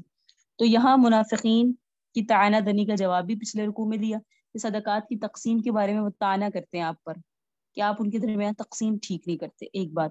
دوسری بات، جو زکوٰۃ ہے وہ کس کس کو دی جا سکتی ہے، اللہ رب العزت نے یہاں وہ مصارف بیان کیے کہ ان کو زکوٰۃ دینا جائز ہے، یعنی زکوٰۃ ان پر لگتی ہے۔ پھر فرمایا وَيَقُولُونَ هُوَ أُذُنٌ، یہ منافقین کہتے ہیں یہ تو کان ہے۔ جو مومن مخلص ہوتے تھے ان کے نفسیاتی تقاضوں کے متعلق یہ مسلمانوں کو تنگ کرتے تھے، آقا علیہ السلام کی عقیدت ان کے دلوں سے مٹانے کے لیے آقا علیہ السلام کے متعلق ایسی باتیں کہتے تھے کہ مسلمانوں کو کسی طرح سے ان کی جذبات کو ابھارا جائے، آقا علیہ السلام کے لیے ایسے لقبات استعمال کرتے تھے۔ تو اللہ رب العزت نے فرمایا وہ آقا کے بارے میں ایسے کہتے ہیں جبکہ ان کا جو نبی ہیں وہ تو اپنے صحابہ کرام پر یا ایمان لانے والوں پر بڑے زیادہ مشفق ہیں۔ یحلفون باللہ، یہ منافق قسمیں کھاتے ہیں آپ اللہ کی آپ کے سامنے، لیرضوکم، تاکہ تمہیں خوش کر دیں، واللہ ورسولہ احق ان یرضوہ، جبکہ اللہ اور اس کے رسول زیادہ حقدار ہے کہ اس کو راضی کیا جائے، ان کانوا مؤمنین، اگر وہ یہ لوگ ایمان والے ہیں۔ الم یعلموا، کیا انہیں معلوم نہیں، انہ من یحادد اللہ ورسولہ، جو شخص مخالفت کرے گا اللہ اور اس کے رسول کی، فان لہ نار جہنم، تو اس کا ٹھکانہ یعنی اس کے لیے جہنم کی آگ ہے، خالدن فیہا، وہ اس جہنم کی آگ میں پڑا رہے گا، ذالک الخزی العظیم، اور یہ بہت بڑی رسوائی ہے۔ پھر اللہ نے یہاں بھی غزوہ تبوک کا ہی قصہ بیان فرمایا، یحذر المنافقون، منافقین ڈرتے ہیں اس بات سے، ان تنزل علیہم سورۃ، ان کے بارے میں اتر آئے گی کوئی سورت، تنبئہم بما فی قلوبہم، جس سے ان کے دلوں کے نفاق آپ کو بتا دیے جائیں گے، قل استہزئوا، تو آپ کہہ دیجئے تم مذاق کرتے رہو، ان اللہ مخرج ما تحذرون، اور اللہ ظاہر کرے گا اس بات کو جس سے تم ڈرتے ہو، یعنی تمہارا ظاہر کچھ ہے باطن کچھ ہے، تم جو پلاننگ کرتے ہو پھر تمہیں ڈر بھی لگتا ہے کہ ہماری پلاننگ چھپی رہتی نہیں ہے، آقا تو بذریعہ وہی بتا دی جاتی ہے۔ تو اللہ نے فرمایا آپ انہیں کہہ دیں کہ تم مذاق کرتے رہو، اللہ جو تمہارے دلوں میں چھپا ہے اس کو ظاہر کر دے گا۔ وَلَا إِن سَأَلْتَهُمْ، اور اگر آپ ان سے پوچھیں، لَيَقُولُنَّ إِنَّمَا كُنَّا نَخُوضُ، تو البتہ یہ ضرور کہیں گے یہ لوگ کہ سوائے اس کے کچھ نہیں، ہم باتوں میں لگے ہوئے ہیں، وَنَلْعَبْ، اور ہم تو دل کی باتیں کر رہے ہیں، قُلْ آپ فرما دیجئے اب اللہ، کیا اللہ کے ساتھ، وآیاتہ، اس کی آیات کے ساتھ، ورسولہ، اس کے رسولوں کے ساتھ، کنتم تستہزئون، تم مذاق اڑاتے ہو، یعنی ان کی مجلسوں میں پلاننگ ہوتی ہے آپ کے خلاف، اور جب ان سے پوچھا جاتا ہے تو کہتے ہیں نہیں ہم تو اپنی گھر کی باتیں، اپنی دلی باتیں کر رہے ہیں۔ اللہ فرمانے لا تعتذروا قد کفرتم بعد ایمانکم، مت عذر پیش کرو، تم نے کفر کیا اپنے ایمان کے بعد، یعنی ایمان لانے کے بعد ہی تم کافر ہو گئے ہو۔ ان نعفو، اگر درگزر کریں گے ہم، ان طائفۃ منکم، تم میں سے ایک طائفہ کو، نعذب طائفۃ، تو ایک جماعت کو عذاب دیں گے، بانہم کانوا مجرمین، کیوں دیں گے، کیونکہ اس لیے کہ یہ مجرم قوم ہے۔ اب یہ سارے غزوہ تبوک کے حالات ہیں اور اس میں مختصر تفصیل بھی ہے جو بھی آپ کے سامنے پیش نہیں کی، صرف آپ کے سامنے کچھ ترجمہ پڑا ہے۔ یا ایھا النبی لا تعتذروا قد کفرتم، منافقون سے کہا جا رہا ہے مت تم نے کیا کرو، مت تم اس وقت میں بہانے پیش کرو، کیا مطلب کہ یہ آپ کے پاس آتے ہیں پھر اپنا آپ کو یوں محسوس کرواتے ہیں کہ یہ اپنی بات میں سچے ہیں، آپ نے جو سنا ہے وہ غلط ہے، آپ کے سامنے آئیں گی قسمیں کھائیں گے، تو اللہ رب العزت نے اس آیات میں فرمایا انہیں کہیں کہ مت یہ آپ کے سامنے اس طرح کی باتیں کریں، اللہ جانتے ہیں کہ انہوں نے ایمان کے بعد کفر اختیار کیا۔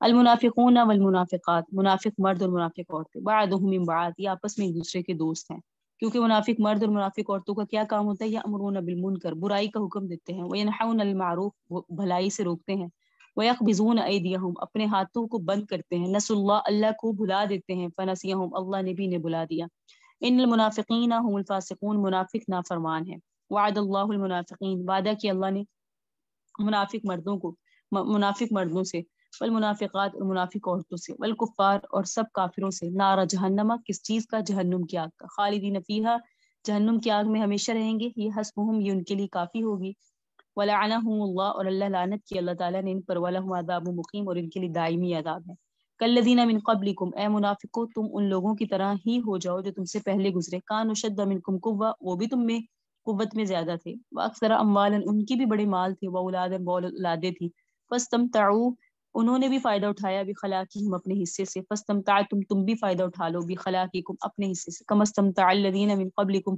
جیسے فائدہ اٹھایا ان لوگوں نے جو تم سے پہلے تھے، بخلاقہم اپنے حصوں سے، وخذتم کالذی ہادوا تم بھی باتوں میں گھسے اسی طرح جیسے وہ گھستے تھے، اولئک حبطت اعمالهم یہی وہ لوگ تھے جن کے اعمال ضائع ہو گئے دنیا میں بھی اور آخرت میں بھی، واولئک هم الخاسرون یہی وہ لوگ ہیں جو تباہ کاریاں اٹھانے والے ہیں۔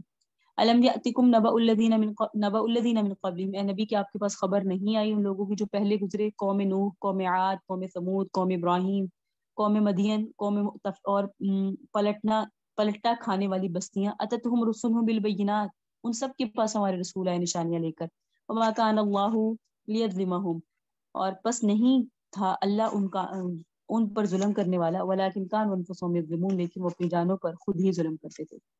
اللہ تعالیٰ نے یہاں بتایا منافق مرد منافق عورتیں ایک دوسرے کے دوست ہیں، اب آ رہے ہیں مومن مرد اور مومن عورتیں، بعضهم اولیاء بعض ان میں سے بعض کے دوست ہوتے ہیں، وہ نیکی کا حکم دیتے ہیں، برائی سے روکتے ہیں، نماز قائم کرتے ہیں، زکوٰۃ ادا کرتے ہیں، اللہ اور اس کے رسول کے اطاعت کرتے ہیں، اولئک سیرحمہم اللہ یہ ایسے لوگ ہیں اللہ عنقریب ان پہ رحم فرمائے گا، اللہ زبردست حکمت والا ہے۔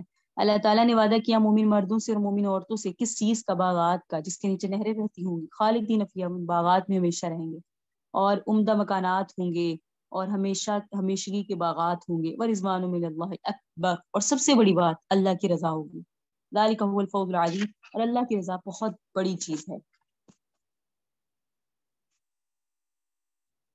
پھر فرمایا یا ایوہ نبی اے نبی جاہد الکفار منافقوں سے جہاد کیجیے، والمنافقین اور ان منافقین سے اور کفار سے جہاد کیجیے، وغلظ علیہم اور ان پر سختی کیجیے، اس لیے کہ واہم جہنم ان کا ٹھکانہ جہنم ہے، وبئس المصیر اور یہ بہت برا ٹھکانہ ہے، یحلفون باللہ یہ قسمیں کھاتے ہیں اللہ کی، ما قالوا جو انہوں نے نہیں کیا اس پر، ولقد قالوا کلمۃ الکفری البتہ تحقیق انہوں نے کہی کفر کی بات، وکفروا بعد اسلامہم اور انہوں نے کفر اختیار کیا اسلام لانے کے بعد، وہموا اور انہوں نے ایک ایسی چیز کا جس کو وہ حاصل نہیں کر سکتے تھے اس کا ارادہ کیا، وما نقموا اور نہیں انتقام لیتے الا ان اغناہم اللہ ورسولہ من فضلہ مگر اس بات کا کہ اللہ اور اللہ کے رسول نے انہیں غنی کر دیا اپنے فضل سے، من یتوبوا اگر وہ توبہ کر لیں یکو خیر لہم تو ان کے لیے بہتر ہوگا، من یتولوا اور اگر وہ پیٹ پھیر لیں یعذبہم اللہ تو اللہ ان کافروں کو عذاب دے گا، عذاب علیم دردناک عذاب، دنیا میں بھی آخرت میں بھی، اور نہیں ہے دنیا میں ان کا کوئی ولی نہ کوئی مددگار۔ بعض ان میں سے وہ ہیں من عاہد اللہ جس سے اللہ نے معاہدہ کیا، لیکن آتانا من فضلہ کہ اللہ تعالیٰ ہمیں دے دے اپنے فضل سے، یعنی ان میں سے وہ شخص بھی ہے جس نے اللہ سے معاہدہ کیا تھا کہ اگر اللہ ہمیں اپنے فضل سے دے گا مال لنصدقن تو ہم صدقہ کریں گے، ولنکونن من الصالحین اور ہم نیکوکاروں میں سے ہو جائیں گے، لیکن فلما آتاہم من فضلہ جب اللہ نے اپنا فضل کر دیا بخلوا به تو بخل کرنے لگا، اتولوا پیٹ پھیر لی، وہم معرضون اعراض کرنے لگا، فعاقبہم نفاقا فی قلوبہم اللہ نے اس کے فعل کی سزا کے طور پہ اس کے پیچھے لگا دیا نفاق، قیامت یوم یلقونہ اس دن تک جس دن وہ اللہ سے ملاقات کرے گا، بما اخلف اللہ بس سبب خلاف کرنے کے ان کے اللہ تعالیٰ سے اس چیز کو جس کا انہوں نے اللہ سے وعدہ کیا تھا، پھر انہوں نے اس میں جھوٹ بولا، الم یعلموا کیا ان کو نہیں پتا کہ اللہ جانتا ہے سرہم ان کے سینوں میں چھپے راز، ونجواہم اور ان کی سرگوشیاں، اللہ تعالیٰ کو معلوم ہے علام الغیوب وہ تو چھپی ہوئی باتوں کو جاننے والا ہے، الذین یلمزون المتطوعین من المؤمنین جو لوگ تانا دیتے ہیں مومنین میں سے ان لوگوں کو جو صدقات کے بارے میں دل کی خوشی کے ساتھ کام کرنے والے ہیں، ان کو تانا دیتے ہیں، والذین لا یجدون الا جہدہم اور ان کو تانا دیتے ہیں جو نہیں پاتے مگر اپنی کوشش، اللہ فرما رہے یسخرون منہم یہ منافق ان سے مذاق کرتے ہیں، سخر اللہ منہم اللہ بھی ان سے مذاق کرتا ہے، اور ان کا لیے کیا ہے عذاب علیم دردناک عذاب، اے نبی استغفر لہم آپ ان کے لیے استغفار کیجئے، او لا تستغفر لہم یا استغفار نہ کیجئے، ان تستغفر لہم اگر تو آپ ان کے لیے استغفار کریں گے 70 مرہ 70 بار بھی، فلن یغفر اللہ لہم، پھر بھی اللہ نے انہیں بخشنا نہیں ہے. ذالک بانہم، کیوں نہیں بخشنا؟ کفروا باللہ، کیونکہ اللہ کا انکار کرتے ہیں، ورسولہ، اس کے رسول کا انکار کرتے ہیں، اور اللہ ہدایت نہیں دیتا فاسق قوم کو. فارح المخلفون، غزوہ تبوک سے پیچھے رہ جانے والے بہت خوش ہیں، بمقعدہم، اپنے بیٹھے رہنے کی وجہ سے، خلاف رسول اللہ، اس بات پر کہ وہ اللہ کے رسول کے پاس نہیں گئے، وکرہوا، اور انہوں نے ناپسند کیا، ان یجاہدوا باموالہم، کہ وہ غزوہ تبوک میں جائیں، جہاد کریں اپنے مالوں کے ساتھ، اپنی جانوں کے ساتھ اللہ کے راستے میں. وقالوا، اور وہ کہتے ہیں، لا تنفروا فی الحر، ہم تو اتنی گرمی میں نہیں جائیں گے. آپ انہیں کہہ دیں اے نبی، نار جہنم اشد حرا، کہ جو جہنم کی آگ ہے وہ اس گرمی سے زیادہ سخت ہے. لو کانوا یفقہون، اگر انہیں سمجھ ہو. فلیضحکوا قلیلا، دنیا میں تھوڑی دیر ہنس لو، ولیبکوا کثیرا، آخرت میں بہت زیادہ تمہیں رونا ہے. جزاء بما كانوا یکسبون، یہ بدلہ ہوگا تمہارے ان اعمال کا جو تم دنیا میں کرتے ہو. فإن رجعك الله إلى طائفة، اور اگر اللہ تعالیٰ آپ کو لٹا دے ان میں سے ایک طائفہ کی طرف، فاستأذنوك للخروج، تو پھر وہ آپ سے اجازت طلب کریں گے نکلنے کی. فقل، آپ فرما دیجیے، لن تخرجوا معي ابدا، تم مجھ سے اجازتیں تو طلب کرتے ہوگے، تم میرے ساتھ جہاد میں جاؤ، لیکن تم ہرگز نہیں جاؤ گے. ولن تقاتلوا معي عدوا، تم میرے ساتھ کبھی بھی میرے دشمن سے نہیں لڑو گے، اس لیے کہ تم رضیتم بالقعود، تمہیں تو گھروں میں بیٹھنا پسند ہے. اول مرہ، پہلے بھی. فقعدوا، پس تم بیٹھے رہو، مال خالفین، پیچھے بیٹھنے والوں میں. تم اللہ کے راستے میں جہاد نہیں کر سکتی، یہ بڑا کام ہے، اللہ بڑے لوگوں سے لیتا ہے. ولا تصلی علی احد منهم مات، نبی آپ میں سے کوئی مت نماز پڑھے کسی پر کبھی بھی. ولا تقم علی قبرہ، نہ قبر پہ کھڑی ہو ایسوں کی، انہم کفروا، جنہوں نے کفر کیا. جنہوں نے کفر کیا آپ اس کی قبر پہ نہ کھڑے ہو سکتے ہیں، نہ نماز پڑھ سکتے ہیں، جنہوں نے اللہ اور اس کے رسول کے ساتھ کفر کیا، اور وہ مرے بھی کافر ہونے کی حالت میں. عبداللہ بن ابی سلول منافق تھا، جب وہ مرا تو ان کے بیٹے تھے عبداللہ، وہ تو صحیح مسلمان تھے، اور عبداللہ بن ابی سلول، یہ منافق، رئیس المنافق اسے کہا جاتا ہے. تو آقا نے اس کو اپنی قمیص بھی دی، اور آقا نے اس کی نماز جنازہ بھی پڑھی، اس کی قبر میں بھی گئے. اللہ نے فرمایا نہیں، آئندہ سے نہیں. وما تو، وہ مرے ہیں، وہ فاسقون، اس حال میں کیوں نافرمان ہیں. تو یہاں اللہ رب العزت نے اس کو بیان کیا کہ آپ نے آئندہ سے کبھی، یہ حکم بیان فرما دیا، کبھی بھی رئیس المنافقین تو کیا، کافر تو کیا، منافق کا بھی نماز جنازہ نہیں پڑھنا. ولا تعجبک اموالہم، نہ تعجب میں ڈالیں تمہیں مال ان کی، و اولادہم، اور ان کی اولادیں. انما یرید اللہ، اگر کوئی دنیا میں بڑا مالدار ہے، یہ نہ لگے کہ بڑا کامیاب ہے، نہیں نہیں. انما یرید اللہ، اللہ تو چاہتے ہیں، یعذبہم، کہ انہیں عذاب دے گا، بہا، اس مال کے ساتھ دنیا میں بھی، وتضحک انفسہم وہم کافرون، اور چلی جائے گی ان کی جانیں سال میں کہ وہ کافر ہوں گے. وَإِذَا أُنزِلَتْ سُورَةٌ، جب کوئی سورت اتاری جاتی ہے، ان آمنوا باللہ، اور اس میں کہا جاتا ہے ایمان لاؤ اللہ پر، وجاہدوا مع رسولہ، اور جہاد کرو اس کے رسول کے ساتھ مل کر. استأذنک، تو یہ آپ سے اجازت طلب کرتے ہیں، اولو الطیل، مال والے، منہم، ان میں سے. وقالوا، کہتے ہیں، ذرنا نکن مع القاعدین، آپ ہمیں اجازت دیجیے، ہم تو پیچھے بیٹھے رہنے والوں میں رہ جانا چاہتے ہیں. حالانکہ مال والے ہیں لیکن نہیں چاہتے. رضو، وہ خوش ہو گیا اس بات پر، یکون مع الخوالف، کہ وہ پیچھے بیٹھے رہیں. اللہ کہہ رہے ہیں وہ خوش کیوں ہوئے؟ وطبع علی قلوبہم، اصل بات یہ ہے کہ ان کے دلوں پہ مہر ہے، فہم لا یفقہون، انہیں سمجھ ہی نہیں ہے. لیکن الرسول، لیکن رسول، والذین آمنوا، اور وہ لوگ جو ایمان والے ہیں، جاہدوا باموالہم، وہ تو جہاد کرتے ہیں اپنے مالوں کے ساتھ، وانفسہم، اپنے جانوں کے ساتھ. اولئک لہم الخیرات، یہ ان لوگوں کے لیے بھلائیاں ہیں. اولئک هم المفلحون، یہ لوگ فلاح پانے والے ہیں. جب یہ لوگوں کے لیے بھلائیاں ہیں، آخرت میں انعام ہے، تو کیا رکھا ہے آخرت میں؟ اعد اللہ، انہی کے لیے تو اللہ نے تیار کی ہیں جنات، باغات، تجری من تحتها الانہار، جس کے نیچے نہریں بہتی ہوں گی، خالدین فیہا، ان باغات میں ہمیشہ رہیں گے. ذالک الفوز العظیم، یہ ہے اصل کامیابی.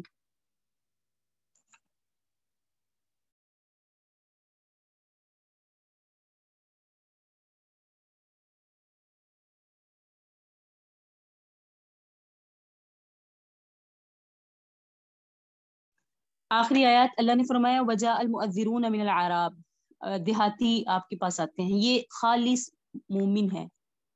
آگے آئیں گے، اللہ رب العزت فرمائیں گے، آگے آئیں گے. یہاں تو منافقین کا بتا رہے ہیں، جھوٹیوں کا. بعض عذر پیش کرنے والے دیہاتی آتے ہیں، لیؤذن لہم، تاکہ انہیں اجازت دی جائے. اور وقعد الذین کذبوا اللہ ورسولہ، اور بیٹھ رہے ہیں وہ لوگ جنہوں نے اللہ اور اس کے رسول کے ساتھ جھوٹ کیا. سیصیب الذین کفروا، اور ان لوگوں میں جو کافر رہیں ان کے لیے دردناک عذاب. یعنی آپ کے سامنے عذر پیش کرنے آتے دیہاتی لوگ، تاکہ انہیں بھی اجازت مل جائے، اور آپ کہیں ہاں تم بھی مت جاؤ، تمہارے پاس بھی عذر ہے. لیس علی الضعفاء، لیکن کمزوروں پر نہ کوئی گناہ ہے. ولا علی المرضى، نہ مریضوں پر کوئی گناہ ہے اگر وہ غزوہ تبوک میں نہ آ سکے. ولا علی الذین لا یجدون ما ينفقون، اور نہ ہی ان پر کوئی گناہ ہوگا جن کے پاس خرچ کرنے کو کچھ نہیں ہے. ظاہری بات ہے، جہاد میں جانا ہے تو پاس سواری ہونی چاہیے، ساز و سامان ہونا چاہیے. تو اللہ فرما رہے ہیں کمزوروں پر کوئی گناہ نہیں، مریضوں پر نہ جانے میں کوئی گناہ نہیں، اور جن کے پاس واقعی ریزن ہے نہ جانے کی، جن کے پاس جانے کے لیے کچھ ہے ہی نہیں، ان پر بھی کوئی گناہ نہیں اگر وہ نہیں گئے. اذا نصحوا للہ ورسولہ، جب وہ خیر خواہ ہو اللہ کے اور اس کے رسول کے. مع المحسنین، اور نیکوکاروں پر بھی من سبیل، کوئی الزام نہیں. اللہ غفور رحیم، اللہ بخشنے والا ہے اور مہربان ہے. اور ولا علی الذین، اور ان لوگوں پر بھی کوئی گناہ نہیں، اذا ما آتوا کا، جو آپ کے پاس آتے ہیں، لتحملہم، کہ ان کے پاس تو سواری نہیں، آپ انہیں اپنے ساتھ سوار کر لیں. قلت، اور آپ کہتے ہیں لا اجد ما احملکم علیہ، آپ کے پاس بھی نہیں ہوتا، آپ کہتے ہیں میرے پاس کوئی ایسا نہیں جس پر میں تمہیں سوار کروں. اللہ فرماتے ہیں ان پر کوئی گناہ نہیں، کیونکہ تولوا، وہ ایسے پلٹتے ہیں، واعینہم تفیض من الدمع، ان کی آنکھوں سے آنسو بہہ رہے ہوتے ہیں. کتنی تڑپ ہوگی نا کہ ہم اپنے آقا کے ساتھ غزوہ پہ نہیں جا سکے، تو ان کی آنکھوں سے آنسو بہ رہے ہوتے ہیں، حزنا، غم کی وجہ سے. اللہ یجد ما ينفقون، کہ ان کے پاس کچھ ہے ہی نہیں جو وہ اللہ کے راستے میں خرچ کر دیں. انما السبیل، ان پر تو الزام تو ان لوگوں پر ہوگا، عذاب تو ان لوگوں کے لیے ہوگا، الذین یستأذنونک، جو آپ سے اجازت طلب کرتے ہیں نہ جانے کی، وہ مغنیاء، ان کے پاس مال بھی ہے، صحت بھی ہے، عذاب بھی ہے، عافیت، سب کچھ ہے. رضوا بان یکونوا مع الخوالف، اور وہ خوش ہیں کہ وہ پیچھے رہ گئے عورتوں کے ساتھ. ایسے لوگ، کیونکہ عورتیں نہیں جہاد پہ جاتی، بچے نہیں جاتے یا معذور نہیں جاتے، تو یہ اچھے بھلے ہو کر پیچھے رہ گئے، خانہ نشین ہو گئے عورتوں کے ساتھ. تاب اللہ علی قلوبہم، اللہ نے ان کے دلوں پر مہر لگا دی. فہم لا یعلمون، اور ان کو معلوم ہی نہیں ہے. ھذا هو المرام واللہ اعلم بحقیقت الکلام. سورت 10واں بارہ مکمل ہوا. زیادہ حالات تھے غزوہ فتح کی، غزوہ تبوک کے. یہ آخر پارے میں یہ جو آخری حالات ہم نے پڑھے ہیں، اس کا تعلق زیادہ تھا غزوہ تبوک کے ساتھ، اور اس میں واقعات بہت زیادہ ہیں. اگر اس کی ڈیٹیل بیان کریں تو پھر وقت بہت ہمارے پاس کم ہے. اور اس میں تھا ابتدا میں جو ہم نے سٹارٹنگ میں پڑھا، وہ تھا فتح مکہ، اور درمیان میں مختصر سا صرف واقعہ آیا ہے غزوہ حنین کا. ھذا هو المرام واللہ اعلم بحقیقت الکلام. سبحان ربک رب العزة عما یصفون وسلام علی المرسلین والحمد للہ رب العالمین. ربنا تقبل منا انک انت السمیع العلیم وتب علينا انك انت التواب الرحيم. صلى الله تعالى على حبيب خير خلقه محمد وعلى اله وازواجه وذرياته اجمعين وبرحمتك يا ارحم الراحمين.